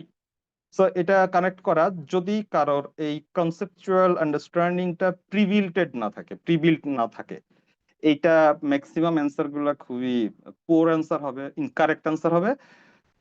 এবং এই প্রশ্নটা, এই একটা কম্প্রিহেনশনই 2021 সালের বাংলাদেশ ব্যাংক এডির ইনটেকের এইটাই ছিল। ওই যে আমি বলি না যে বাংলাদেশ ব্যাংকে কিন্তু একটা প্রশ্নে এডি পরীক্ষায় কিন্তু একটা প্রশ্নেই কিন্তু আসলে পরীক্ষা হয়, পরীক্ষা কিন্তু ওই 7-8টা প্রশ্নে হয় না, এডির পরীক্ষা একটা প্রশ্নেই হয়। এইটা হচ্ছে সেই প্রশ্নটা ওই সালের জন্য, 2021 সালের জন্য। এই প্রশ্নটাতে যারা ভালো করবে তারা এডি হবে, বাকিটাতে মোটামুটি যারা সবাই অ্যাভারেজ একটা জায়গায় আসার পরে এইখানে একটা মেজর চেঞ্জ হবে। ওকে, তো আমরা এই কম্প্রিহেনশনটা একটু আমি আপনাদেরকে একটু বুঝিয়ে দিব। আপনি এখন যেটা লিখেছেন এটা আবার কালকে লিখবেন, এটা কালকে লেখার পরে ঠিক এই কম্প্রিহেনশনটাই আমি আপনাকে দিয়ে পরপর 2বার লেখানোর পরে আমি এখন একটু সলভ করে দিব, কনসেপ্টটা আপনাকে ক্লিয়ার করে দিব। এরপরে আপনি আবার এটা নিজের মতো লিখবেন। ওকে, নিজের মতো লেখার পরে আমি আবার নেক্সট এইটার সেশন যেদিন হবে আমরা ওইগুলো একটু বসে বসে রিভিউ করব। অ্যাকচুয়ালি শেখা এভাবেই বা এটাই, এটা আমি বসে বসে লিখে দিলে, আমি এক এক দিন এটার অ্যান্সার লিখতে গেলে এক এক রকম ল্যাঙ্গুয়েজ আসে, আমি লিখলে কোনো ফায়দা নেই। আপনি একটু নিজে থেকে কনসেপচুয়াল জায়গাটা একটু ফাইন টিউনিং করে নেন, তারপরে আবার একটু কষ্ট করে কালকে এটা আবার লেখেন। আমি একটু অ্যাসাইনমেন্ট ক্রিয়েট করে দিলে ওখানে আবার একটু সাবমিট করেন। আমি কাজের মধ্যে বসে বসে ঠিকই এগুলাকে এট এ গ্লান্স দেখে ফেলবো। ওকে, আমরা একটু কম্প্রিহেনশনটা পড়ি তার আগে প্রথমে কম্প্রিহেনশন সলভ করার সময় শুরু করতে হবে কোথা থেকে? প্রশ্ন পড়ার মধ্যে। প্রশ্ন পড়ার মাধ্যমে। Very good. ফার্স্ট কাজ হবে আমার কোশ্চেনটা পড়া। এটা পরীক্ষা মানে এক্সাম হল অ্যাপ্রোচ। তো তারপরেও আমরা ঠিক এক্সাম হল অ্যাপ্রোচেই একটু আগাই। আমাদের ফার্স্ট কোশ্চেন বলেছে write a suitable title. Suitable title মানে হইতেছে আপনি এটা এখন ধরবেন না এবং এটা কখনোই প্রথমে আপনি লিখবেন না। সুইটেবল টাইটেলটা লিখবেন আপনি একেবারে সর্বশেষ আনসার হিসেবে, কারণ সুইটেবল টাইটেলটাকে ফাইন্ড আউট করতে গেলে আপনার বাকি প্রশ্নগুলাকে যখন আপনি বারবার এক্সপ্লোর করে আসবেন, লিখবেন, তারপরে গিয়ে আপনার সেন্সে ওটা তখন সেন্সের নেটওয়ার্কে তখন ওটা স্পষ্ট হবে যে what should be that exact title. ফার্স্টে আপনি টাইটেল খুঁজে পাবেন না, আর তখন আপনি লিখলে ওটা আপনার সেই মোস্ট কারেক্ট টাইটেল হবে না, মোস্ট রিপ্রেজেন্টিং টাইটেল হবে না। সো টাইটেল অ্যান্সার করতে হবে সর্বশেষ প্রশ্ন হিসেবে। আশা করি বুঝতে পেরেছি। ওকে, এটা মাথায় থাকবে, মনে থাকবে আমাদের। লাস্ট জি কোশ্চেনের স্যার। অ্যান্সার হবে টাইটেল। ওকে, Yes, sir. তাহলে আমরা দ্বিতীয় প্রশ্ন চলে যাই। How do banks contribute to the economy of a country? এটা আমরা প্রশ্নটা খুব নিরীহ, আমরা বুঝতে পারছি যে বাংলাদেশের ইকোনমিতে বা দেশের ইকোনমিতে একটা ব্যাংক কিভাবে কন্ট্রিবিউট করে, রোল পালন করে। তো যেটা নিয়ম হইতেছে পরীক্ষায় আমরা যেটা করব, ফার্স্ট আমরা এইটার প্রশ্নের একটু আন্ডারলাইন করতে হয়, তাই না? প্রশ্নের মেন আস্কিংটা কি করতে হয়, আন্ডারলাইন করে তো রেখে দিতে হয়, যেন আমি অ্যাট এ গ্লান্স যখন আবার এখানে কামব্যাক করব বা আমার যখন টেক্সটটা পড়ার মাঝখানে প্রশ্নটা আবার একটু রিকল করার প্রয়োজন হবে, তখন যেন আমাকে ফুল সেন্টেন্সটা না পড়া লাগে। আমার মূল এটা হইতেছে গিয়া আস্কিংটা হইতেছে role contribution to the economy. Okay, একটু নিচে একটু জাস্ট একটু দাগ দিয়ে রাখলেন বা একটু দাগায় রাখলেন প্রশ্নের মধ্যে। What is the Bangladeshi money market situation in last 1 decade? তাহলে আমাকে মানি মার্কেট সিচুয়েশনটা ফাইন্ড আউট করতে হবে, একটু আন্ডারলাইন করে রাখলাম। How are the Bangladeshi banks affected by the COVID-19 pandemic? তো মানে অ্যাকচুয়ালি ইম্প্যাক্টস বা এফেক্টস অফ COVID-19 প্যান্ডেমিক এটা খুঁজে বের করতে হবে। তো এবার আমরা একটু টেক্সটে চলে যাই। টেক্সটে বেস্ট হবে আমরা যখন টেক্সটটা পড়বো, সাথে সাথে যখন আমাদের নিচের এই যে আন্ডারলাইন করা প্রশ্নগুলোর সাথে যেটা আমাকে জানতে চেয়েছে বা ওই কনসেপচুয়াল জায়গাগুলো আসবে, তখন আমরা এই যে কথা যদি আমরা বি এর আনসার খুঁজে পাই, তো সেখানে একটু দাগ দিয়ে এখানে বি আছে। যখন সি এর আনসার হয়তো বা কথার কথা আন্দাজে দেখাচ্ছি এখানে আছে, তো আপনি একটু পাশের দাগ দিলেন এখানে সি আছে। তাহলে আপনার কি হলো, দ্রুত পড়ার মধ্যে কিন্তু প্রশ্ন এবং অ্যান্সারের একটা অ্যালাইনমেন্ট তৈরি হয়ে গেল, একটা ম্যাপিং হয়ে গেল। এটা আপনাকে টাইম সেভ করবে। ওকে, তো এইটা একটু কানেক্ট করলে যেটা হবে যে আপনার জন্য জিনিসটা সহজে গোছানো হয়ে গেল। নাহলে ওই বি কোন জায়গায় ছিল, সি কোন জায়গায় ছিল, এটা আপনি যখন লেখা শুরু করবেন আবার আপনাকে পড়তে হবে। সো আপনি যখন ফার্স্ট টাইম পড়বেন, একবারই পড়ার ট্রাই করবেন পুরো টেক্সটটা, কারণ পুরো টেক্সটটা পড়ার পর আপনার কোনোভাবে টেক্সটটা মনে থাকবে না প্রথম থেকে শেষ। এটা যেহেতু একটা শর্ট টেক্সট, এটা হয়তো বা আপনি খানিকটা খুব দ্রুত ধারণার মধ্যে আনতে পারবেন, বাট লং টেক্সট হলে ফুল টেক্সটটা জিন্দেগিতে আপনার মাথায় থাকবে না। সো আপনাকে এই প্রশ্নের দাগ নাম্বার যেখানে আপনার কনসেপচুয়াল জায়গাগুলোর সাথে মিলবে টেক্সটের সাথে, এটা একটু কানেক্ট করে ফেলবেন। এটুকু তো টেকনিক মাথায় থাকবে না?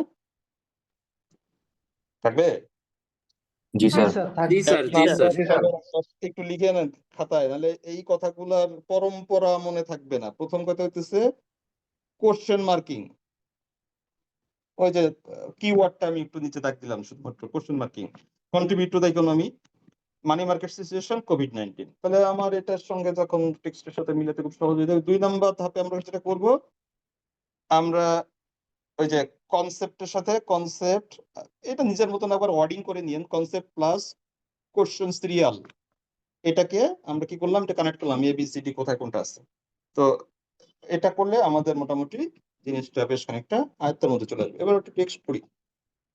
যেটা বলছিলাম যে এটা যেহেতু আমি বললাম যে বিগত 10, 12 বা 15 বছরের মধ্যে দেখা সবচেয়ে টাফ একটা কম্প্রিহেনশন, এতটা টাফ কম্প্রিহেনশন আসলেই আমি আগে কখনো দেখিনি। এটা মানে রেটরিক করে বলছি না, অ্যাকচুয়ালি তাই। তো আমরা একটু দেখি যে এখানে কি আছে, এমন হাতি ঘোড়া কি আছে 8 সেন্টেন্সের মধ্যে। ওকে, যেটা দিয়ে শুরু করেছে, bank deposits play a pivotal role in the financial intermediation process in the financial system of Bangladesh. Okay okay, আমাকে এই যে সেন্টেন্সটার এই কয়েকটা টার্ম আছে। 1 নাম্বার হইতেছে গিয়া ফাইন্যান্সিয়াল ইন্টারমিডিয়েশন, ফাইন্যান্সিয়াল সিস্টেম আর ডিপোজিট। এই 3টা জায়গাকে একসঙ্গে কানেক্ট করতে পারি বা বুঝতে পারি নাই, বা কানেক্ট করতে পারি না, বা এটার কেমিস্ট্রিটা বুঝি না। হোয়াট ইজ ফাইন্যান্সিয়াল ইন্টারমিডিয়েশন, ব্যাংক কিভাবে ফাইন্যান্সিয়াল ইন্টারমিডিয়েশন করে, ডিপোজিট কেন পিভটাল রোল প্লে করে। পিভটাল রোল তো প্লে করা উচিত। ব্যাংক বলতে তো আমরা লোন বুঝি, সারাদিন তো ব্যাংক নিয়ে যত ডিসকাশন হয় সবখানে তো ডিসকাশন হইতেছে loan, loan defaulter, bad loan, অমুক তুমুক। হ্যাঁ, তো ডিপোজিট কেন পিভটাল রোল? পিভটাল রোল কিন্তু সবসময় একটা সিঙ্গেল ইউনিট অফ ভেরিয়েবল করতে পারে। পিভটাল রোল কিন্তু 4-5 জন মিলে করে না। হ্যাঁ, পিভটাল মানে হইতেছে একেবারে সেন্ট্রাল রোল প্লে করে, পিভটাল প্রধান রোল প্লে করে। সো ব্যাংকের এই ডিপোজিট কেন পিভটাল রোল প্লে করে? আমরা তো মোটামুটি আমাদের দৈনন্দিন জীবনে চারপাশে যত আলোচনা শুনি বা ব্যাংকিং যা বুঝি, সেখানে তো প্রাইম জিনিসটাই হইতেছে ব্যাংকের প্রাইম প্রোডাক্ট হইতেছে লোন। তো এখানে বলতেছে যে bank deposits play the pivotal role in the financial intermediation process in financial system of Bangladesh. Financial intermediation প্রসেসটা কি আমরা সবাই জানি? বা কেউ না জানলে তিনি একটু হাত উঁচা করলে আমার জন্য সহজ হবে। ফাইন্যান্সিয়াল ইন্টারমিডিয়েশন বিষয়টা কি? না স্যার, জানি না। ফাইন। নাহিদার পড়াশোনা কোন সাবজেক্টে? Sir mathematics. আচ্ছা, আমি যখন স্যার জানি সাবজেক্ট না জিজ্ঞেস, স্যার। ওকে ফাইন, সাবজেক্ট যখন জিজ্ঞেস করি তখন কিন্তু আসলে অ্যাকচুয়ালি আপনাকে মানে ডিমোটিভেটেড কোশ্চেন না, ডিমোটিভেটিং কোশ্চেন না, এটা এটা বিষয়টা হইতেছে যে যারা ইকোনমিক্স তারা এগুলা মানে একাডেমিক্যালি পড়ে আসে, আর যারা একটু নন একাডেমিক এই এটা নাই, মানে লার্নিংটা তার আগে সুযোগ হয়নি, তার জন্য এটা বোঝাটা টাফ। তো এই জন্য আসলে জিজ্ঞেস করা হয়। ইন্টারমিডিয়েট মানে কি? নাহিদা বলেন, ইন্টারমিডিয়েট শব্দের অর্থ কি শাব্দিক? স্যার প্রাথমিক। না, প্রাথমিক তো প্রাইমারি। ইন্টারমিডিয়েট 3টা স্তর, মানে স্তর আসলে বলা হয়। এক হচ্ছে প্রাইমারি লেভেল, সেকেন্ডারি লেভেল আর টারশিয়ারি লেভেল, তাই না? টারশিয়ারি। তো এর মধ্যে ইন্টারমিডিয়েট বলি আমরা। আমরা ইন্টারমিডিয়েট একসময় বলা হতো না যে ইন্টারমিডিয়েট পড়ে, মানে কি? সেকেন্ডারি স্যার, সেকেন্ডারি মধ্যম। মধ্যম, মধ্যম। ওকে, তো ইন্টারমিডিয়েশন মানে হইতেছে মধ্যস্থতা করা। মধ্যস্থতা করা। হ্যাঁ, এখন মনে করেন যে কথা কথা আপনারা দুইজন বন্ধু ঝগড়াঝাটি করছেন, থার্ড একজন গার্ডিয়ান অথবা ফ্রেন্ড এসে আপনাদের মধ্যে রিকনসিলিয়েশন করতেছে, তাহলে ওই ভদ্রলোকের কাজটা হইতেছে কি? ইন্টারমিডিয়েট করা, তাই না? এটাই হচ্ছে ইন্টারমিডিয়েশন। কথা কথা বাংলাদেশের একজন সাবেক মন্ত্রী, উনি লন্ডনে 360টা বাড়ি কিনছেন। এখন বিষয়টা এরকম না যে উনি কিন্তু গিয়া ওখানে রাস্তায় টাকার বস্তা নিয়ে দাঁড়ায় রয়েছে, কে কে বাড়ি বিক্রি করবা, ফ্ল্যাট বিক্রি করবা, আমি কিনতে রাজি। উনি কিন্তু একটা ইন্টারমিডিয়ারি ফার্মের হেল্প নিয়েছেন, এটাই নিয়ম। তো এই ইন্টারমিডিয়েশন কাজটা একেবারে আমরা বাংলায় অনেক ক্ষেত্রে বলি কমিশন খাওয়া, দালালি করা, ব্রোকার হিসেবে কাজ করা, এগুলোর প্রত্যেকটাই এক এক ধরনের ইন্টারমিডিয়েশন। এখন ব্যাংক তো কোনো দালালি করে না, ব্যাংক আসলে এক ধরনের ইন্টারমিডিয়েশন করে এই ফাইন্যান্সিয়াল সিস্টেমের মধ্যে। সেই ইন্টারমিডিয়েশনের জায়গাটা হইতেছে গিয়ে ঠিক এরকম চিত্রের মতন। এক পাশে থাকে আমাদের ব্যাংক, এই যে ব্যাংক চলে, ব্যাংক যে টাকা, ব্যাংকের টাকা, এই টাকার সোর্স গুলা কি? আপনি ওই যে আপনি বলেন, নাহিদা বলেন, ব্যাংকের যে টাকা, আমরা ব্যাংক যে টাকা দিয়ে লোন দেয়, এই টাকা ব্যাংক কই পায়? স্যার ওই যে গ্রাহক থেকে নিয়ে থাকে গ্রাহককে ডিপোজিটের মাধ্যমে, তারপরে ওই যে ফিক্সড করে যে রাখে ওগুলোর মাধ্যমে। তার মানে এদেরকে বলে ডিপোজিটর, তাই না? জি স্যার। ডিপোজিটর। তো ডিপোজিটর এদেরকে আরেক নামে ডাকা হয় সেভার্স, মানে কারণ সে সেভিংস করে। তো ব্যাংকের প্রধান দুই ধরনের কাস্টমার আছে, দুইটা পুল অফ কাস্টমার, এক হইতেছে ডিপোজিটর আর এক হইতেছে বড়োয়ার।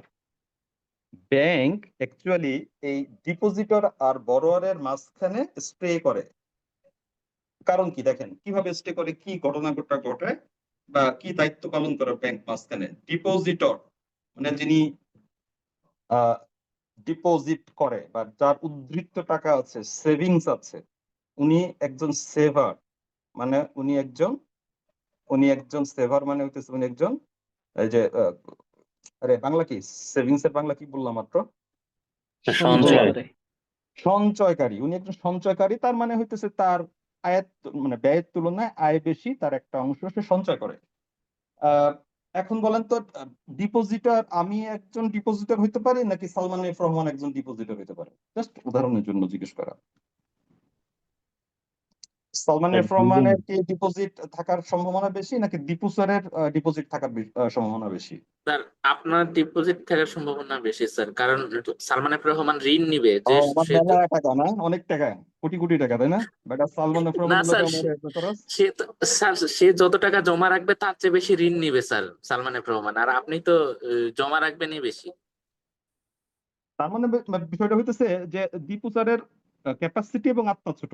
সে যে টাকা ইনকাম করে তার থেকে কাইন্ডামি করে কিছু টাকা বাঁচায়, এটা দিয়ে সে ভবিষ্যতের জন্য তার যে রিস্ক আছে, ফাইন্যান্সিয়াল রিস্ক, সেগুলার এগেনস্টে সে একটা কশন নেয়, সে টাকাটা জমিয়ে রাখতে চায়, কারণ তার উদ্ধৃত্ত টাকা আছে। আবার এমন পরিমাণ উদ্ধৃত্ত টাকা নাই যেটা দিয়ে সে ব্যবসা বাণিজ্য করে সালমান এফ রহমান হয়ে যাবে।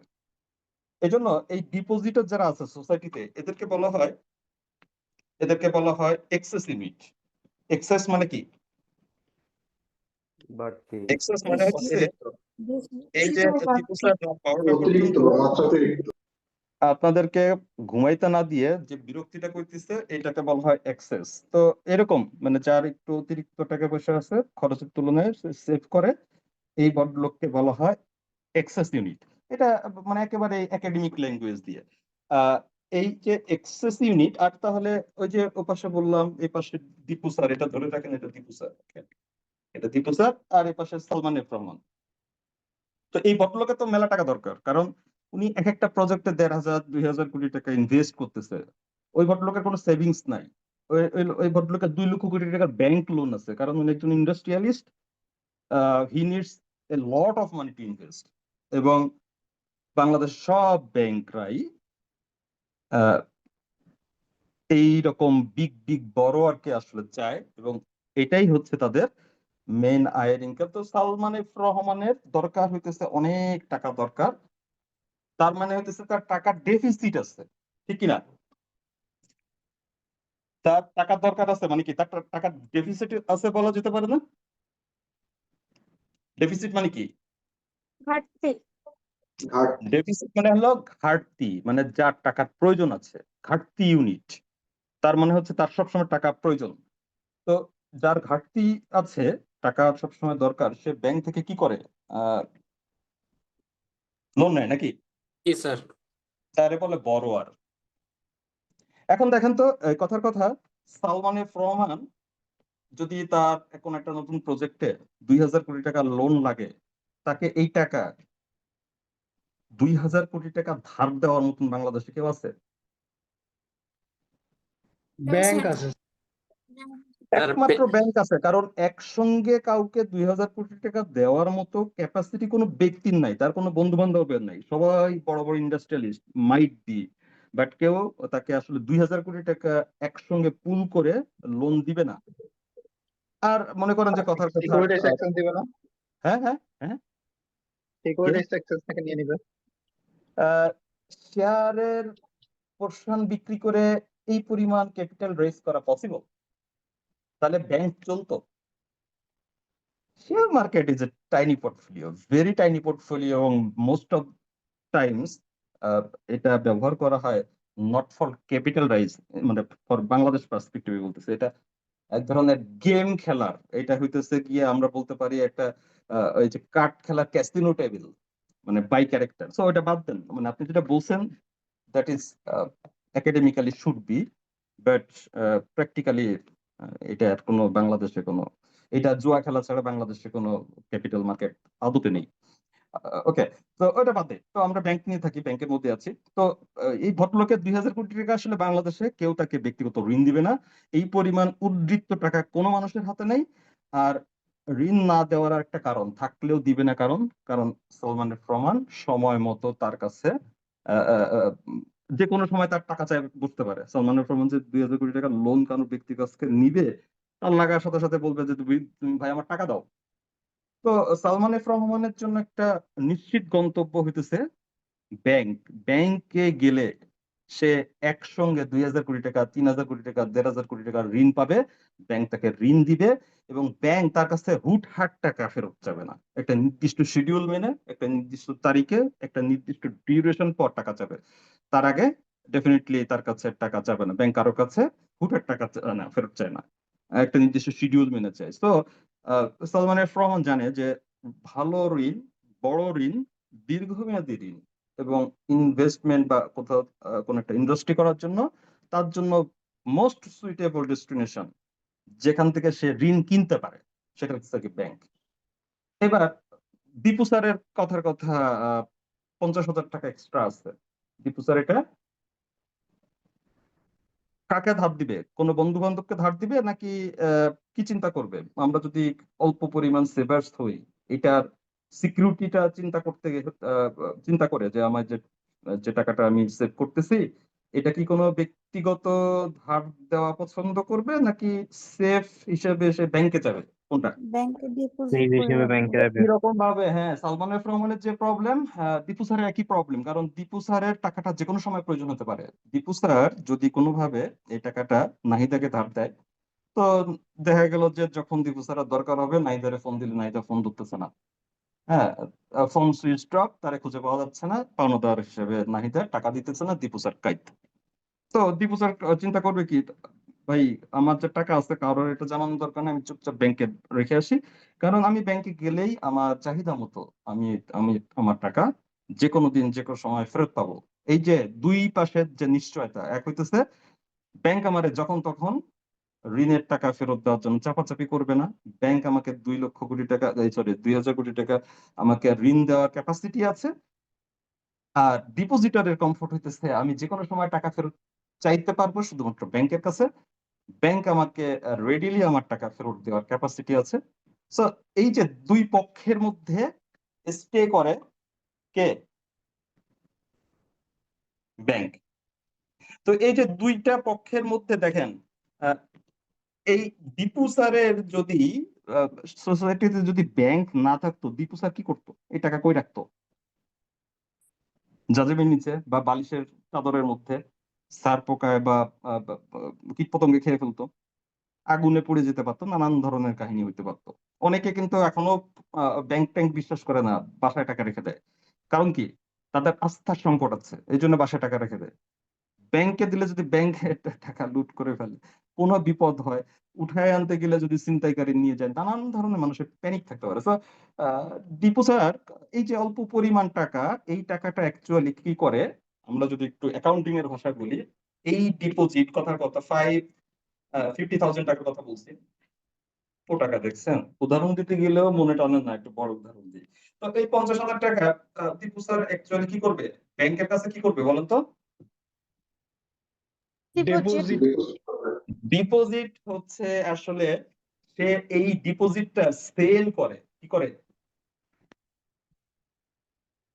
সেল করে না? কেমনে সেল করে? ডিপোজিট যদি আমি রাখি, তাহলে ডিপোজিট রাখার এগেনস্টে আমি কি পাবো ব্যাংক থেকে? ইন্টারেস্ট। ইন্টারেস্ট ইনকাম পাবো, তাই না?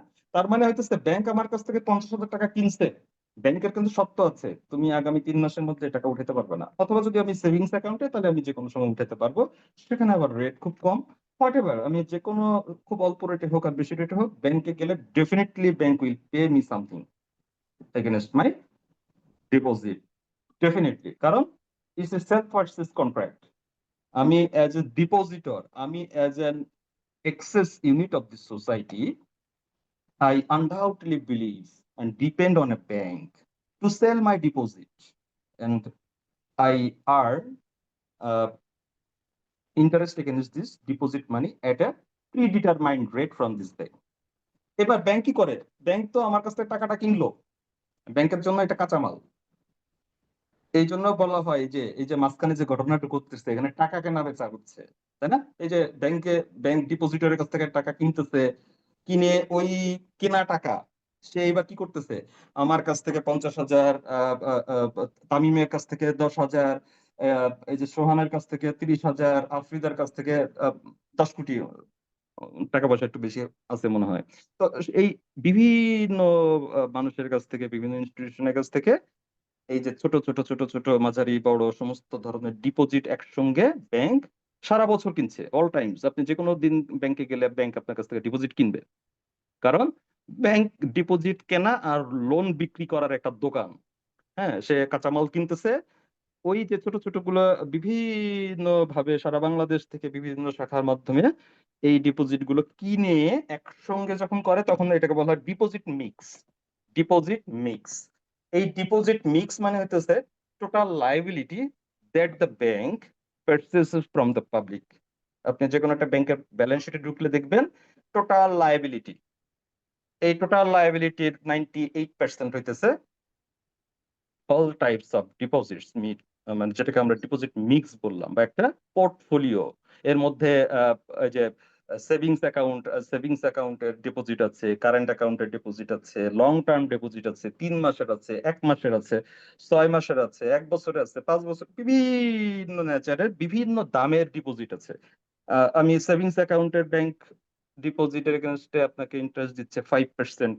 আপনি একটু মেয়াদি রাখলে, 3 বছরের জন্য রাখলে ব্যাংক আপনার 12-14% পর্যন্ত দিতে পারে। সো আমি বিভিন্ন দামে আমি আমার ডিপোজিটটা ব্যাংকের কাছে অ্যাকচুয়ালি বিক্রি করতেছি। ব্যাংক তাহলে, আমি যখন বিক্রেতা, আমি আমার ডিপোজিটটা বিক্রি করতেছি, বিক্রি করলে আমি তার এগেনস্টে টাকা পাবো। কোন টাকা? ওই যে ইন্টারেস্ট এগেনস্ট ডিপোজিট। ব্যাংক আমারে এর এগেনস্টে কি দিচ্ছে? ইন্টারেস্ট দিচ্ছে, ইন্টারেস্ট অন ডিপোজিট। তো ব্যাংক এই যে আমার কাছ থেকে কিন্তু কিনলো, আমি ব্যাংকের কাছে বিক্রি করলাম, এখানে দুইটা ট্রানজাকশন হলো। ঠিক একই রকম ভাবে ব্যাংক এবার কি করবে?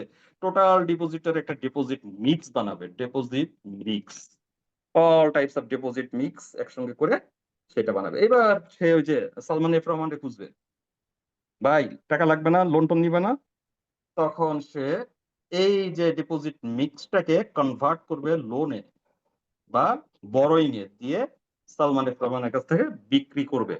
সালমান এফ রহমান এখান থেকে মনে করেন যে কথা কথা ব্যাংকের টোটাল ডিপোজিট মিক্সের সাইজ গিয়ে দাঁড়ালো, তার যে টোটাল লাইবিলিটিস অথবা ডিপোজিট যে সে পারচেস করছে কথা কথা আমরা ধরলাম এখানে আছে মনে করেন যে 50 লাখ করোড় টাকা, 50 লাখ করোড়, এত হয় না, 50,000 দেই, কারণ দেখা যাচ্ছে 50,000 করোড় টাকা টোটাল ডিপোজিট। তো এই টাকাটা যে সে কিনছে, এই 50,000 করোড় টাকা ব্যাংক মার্কেট থেকে, পাবলিকের কাছ থেকে, বিভিন্ন প্রতিষ্ঠান, যেমন তিতাসের অনেক এক্সেস ফান্ড আছে, যে কি বলে বাপেক্সের অনেক হিউজ ফান্ড আছে, বিভিন্ন ক্লাব গুলোর ফান্ড আছে, এই ইনস্টিটিউশনাল ডিপোজিট এগুলো কিন্তু ব্যাংক পারচেস করে। তো এই ডিপোজিট সে যে কিনছে তার এগেনস্টে কিন্তু প্রচুর ইন্টারেস্টের পে করতে হয়, অনেক খরচ আছে। তো ডিপোজিটটা নিয়ে সে আসলে ফেলে রাখবে না, সে ডেফিনেটলি এইটারে অ্যাসেটে কনভার্ট করতেছে, কিনতেছে লায়াবিলিটি, এটাকে বলা হয় লায়াবিলিটি পোর্শন। এই লায়াবিলিটি বা দায়, দায় কেন? তাকে টাকাটা ফেরত দিতে হবে। ব্যাংক এই দায়টা কিনতেছে, কিনে সেটাকে অ্যাসেট, এই পাশটা হলো অ্যাসেট, মানে সে অ্যাসেটে কনভার্ট করতেছে বা ঋণে কনভার্ট করতেছে, কইরা সে কাস্টমারের কাছে, সালমান এফ রহমানের কাছে বিক্রি করতেছে। চাচা আসেন, আপনার জন্য রেট 1% কম আছে, আপনি 11% দিয়েন, এখান থেকে যে 5,000 কোটি টাকা বা 20,000 কোটি টাকা আপনি ঋণ নিয়ে যান। তো চাচা নাচতে নাচতে আসলো, নাচতে নাচতে আসতে আসতে হেলতে দুলতে সে টাকা নিয়ে চলে গেল, ফাইন। তো চাচা কিন্তু আবার কি করবে? সে যেহেতু ব্যাংক থেকে যে 20-25 হাজার কোটি টাকা নিচ্ছে, তাকে কিন্তু ব্যাংকে পে করতে হবে, যে সে তো কিনছে, কিনলে টাকা দিতে হয় আমাদের। তো সালমান এফ রহমান কিন্তু রেগুলার বেসিসে ইন্টারেস্ট পেমেন্ট করবে। ইন্টারেস্ট কি? ইন্টারেস্ট পে করবে কে? বড়োয়ার। এই ইন্টারেস্ট যেটা পে করবে ব্যাংকে, এটা ব্যাংকের ইনকাম। এক পাশে সে ইন্টারেস্ট দিচ্ছে, এক পাশে সে ইন্টারেস্ট পাচ্ছে। এই দুইটার মধ্যে যে পার্থক্য, সেটা ব্যাংকের আয়, প্রধান। ওকে, প্রধান আয়। তো এইভাবেই এই সিস্টেমটা রান করতেছে। হ্যাঁ, এই সিস্টেমটা রান করতেছে কারণ মাঝখানে ব্যাংক ইন্টারমিডিয়েট করতেছে। এই জন্য দীপু স্যার কিন্তু হ্যাঁ বলেন। দীপু স্যার যদি সালমান এফ রহমানের টাকা দিত, এই টাকা কিন্তু দীপু স্যার ফেরত পাইতো না। দীপু স্যার 50 টাকা হইলেও ধার দিত না সালমান এফ রহমানরে। আবার দীপু স্যারের 50 টাকা নিয়েও সালমান এফ রহমানের কোনো কাজে আসতো না। So both of this parties, who is the excess unit and who is the deficit unit, both these parties একেবারে blindly can depend on bank, because bank can pool the largest amount of investable fund that is available in the society. ব্যাংকে ছাড়া কারোর কাছে এত পরিমাণ আর কোনো প্রতিষ্ঠানের কাছে এত পরিমাণ টাকা নাই। ব্যাংক হইতেছে সমাজে টাকার কারবারি, টাকা কেনা বেচা করে। ডিপোজিটরের কাছ থেকে টাকা কেনে, সেটারে মিক্স করে বিভিন্ন বলে মশলাপাতি মিশায়, সেটাকে সুন্দর মতন আবার বিক্রি করে। এই কেনা আর বেচার মধ্যে দিয়েই ব্যাংক কি করে? সার্ভাইভ করে। বিকজ এখানের মধ্যে এই ট্রেড, এক পাশে সে কিনছে, এক পাশে বিক্রি করতেছে, এর মাঝখান থেকে তার একটা ইনকাম থাকে, একটা মার্জিন থাকে। হ্যাঁ, কথার কথা, এই পাশে সে টোটাল তার weighted average deposit, cost of deposit, cost of fund বলে এটাকে, সিওএফ। কস্ট অফ ফান্ড দাঁড়ালো বিভিন্ন টাইপের ডিপোজিটের আলাদা আলাদা রেট একসঙ্গে কম্পোজিট করে একটা কস্ট অফ ফান্ড এখান থেকে ক্যালকুলেশন করা হয়। Suppose the cost of fund might be 10%। আর এই যে টোটাল কস্ট অফ ফান্ড, সে টাকা দিয়ে কেনার পরে ব্যাংক এখান থেকে, সরি, টোটাল কথার কথা এখান থেকে ওয়েটেড অ্যাভারেজ যে ইনকাম করতেছে সেটার রেট হইতেছে 15%। তাহলে 10% ব্যয় করতেছে, ব্যয় হিসাবে দিতে হচ্ছে 15% সে ইনকাম করতেছে। মাঝখানের এই যে 5% যে পার্থক্য, সেটা ব্যাংকের ইনকাম। এটাকে ব্যাংকিং এর ভাষায় বলে স্প্রেড। স্প্রেড মানে পার্থক্য। স্প্রেড মিনস মানে the difference between the cost of fund and weighted average rate of interest on loans and borrowings. তো এটার মাঝখান থেকে এই যে মাঝখানে যে ব্যাংক দুই পক্ষের মধ্যে, হ্যাঁ, দুই পক্ষের মধ্যে কি করতেছে? একটা ব্রিজিং করতেছে, মানে bridge made by confidence. The depositors have unlimited confidence on bank, and all the borrowers have full confidence on bank. কারণ bank can pull the largest amount of money, যেটা ইনভেস্টেবল ফান্ড হতে পারে, সেটা bank ছাড়া আর কেউ পারে না। তো ব্যাংক দিনের পর দিন এই বোথ অফ দিস পার্টি তাদের মাঝখানে একটা ট্রাস্টেড রোল প্লে করে যাচ্ছে, এবং এই ট্রাস্ট আছে বা এই কনফিডেন্সটা আসলে ব্যাংক সেল করে to both of this parties. এই যে মাঝখানে থেকে ব্যাংক যে দায়িত্বটা পালন করতেছে, এটাকে বলা হয় ইন্টারমিডিয়েশন role. This very big role, actually society, at least 90-95% this intermediation role is conducted by this banking sector. এর বাইরেও ডিপোজিট নাড়াচাড়া করার মতো অন্যান্য প্রতিষ্ঠান আছে, তারাও যেমন micro finance institution, these are not banks, but they take deposit from the public and they also make the loan portfolio to sell for the public. তো তাদের পোর্টফোলিও এতটা ইনসিগনিফিকেন্ট এন্ড টাইনি যে সেটা আসলে টোটাল পিকচার ফাইন্যান্সিয়াল সিস্টেমের মধ্যে very tiny একটা portion. So major রোলটা, ইন্টারমিডিয়েশন রোলটা, এটা আসলে ব্যাংকই আসলে প্লে করে। ওকে, এই জন্য একটা ব্যাংক ইউনিক প্রতিষ্ঠান, খুব ইউনিক প্রতিষ্ঠান। যারা ওই যে আপনারা এমবিএ করছেন, কিন্তু এটা কিন্তু পড়ার কথা বা পড়ানোর কথা বা পড়িয়েছে ডেফিনেটলি, সে হয় bank is special. This is the speciality of bank, যেটা এই ট্রাস্টটা আপনি আসলে ডোন্ট টেক ইট আদারওয়াইজ। এটা যদি আপনি এই যে জাতীয় মসজিদের দায়িত্ব দেন, এই intermediation, they can build a bridge between this two parties, এটা পারবে না, এটা শুধুমাত্র ব্যাংক পারে, বিকজ ঐতিহ্যগতভাবে ব্যাংক এই কনসেপচুয়াল ফ্রেমওয়ার্কের উপরেই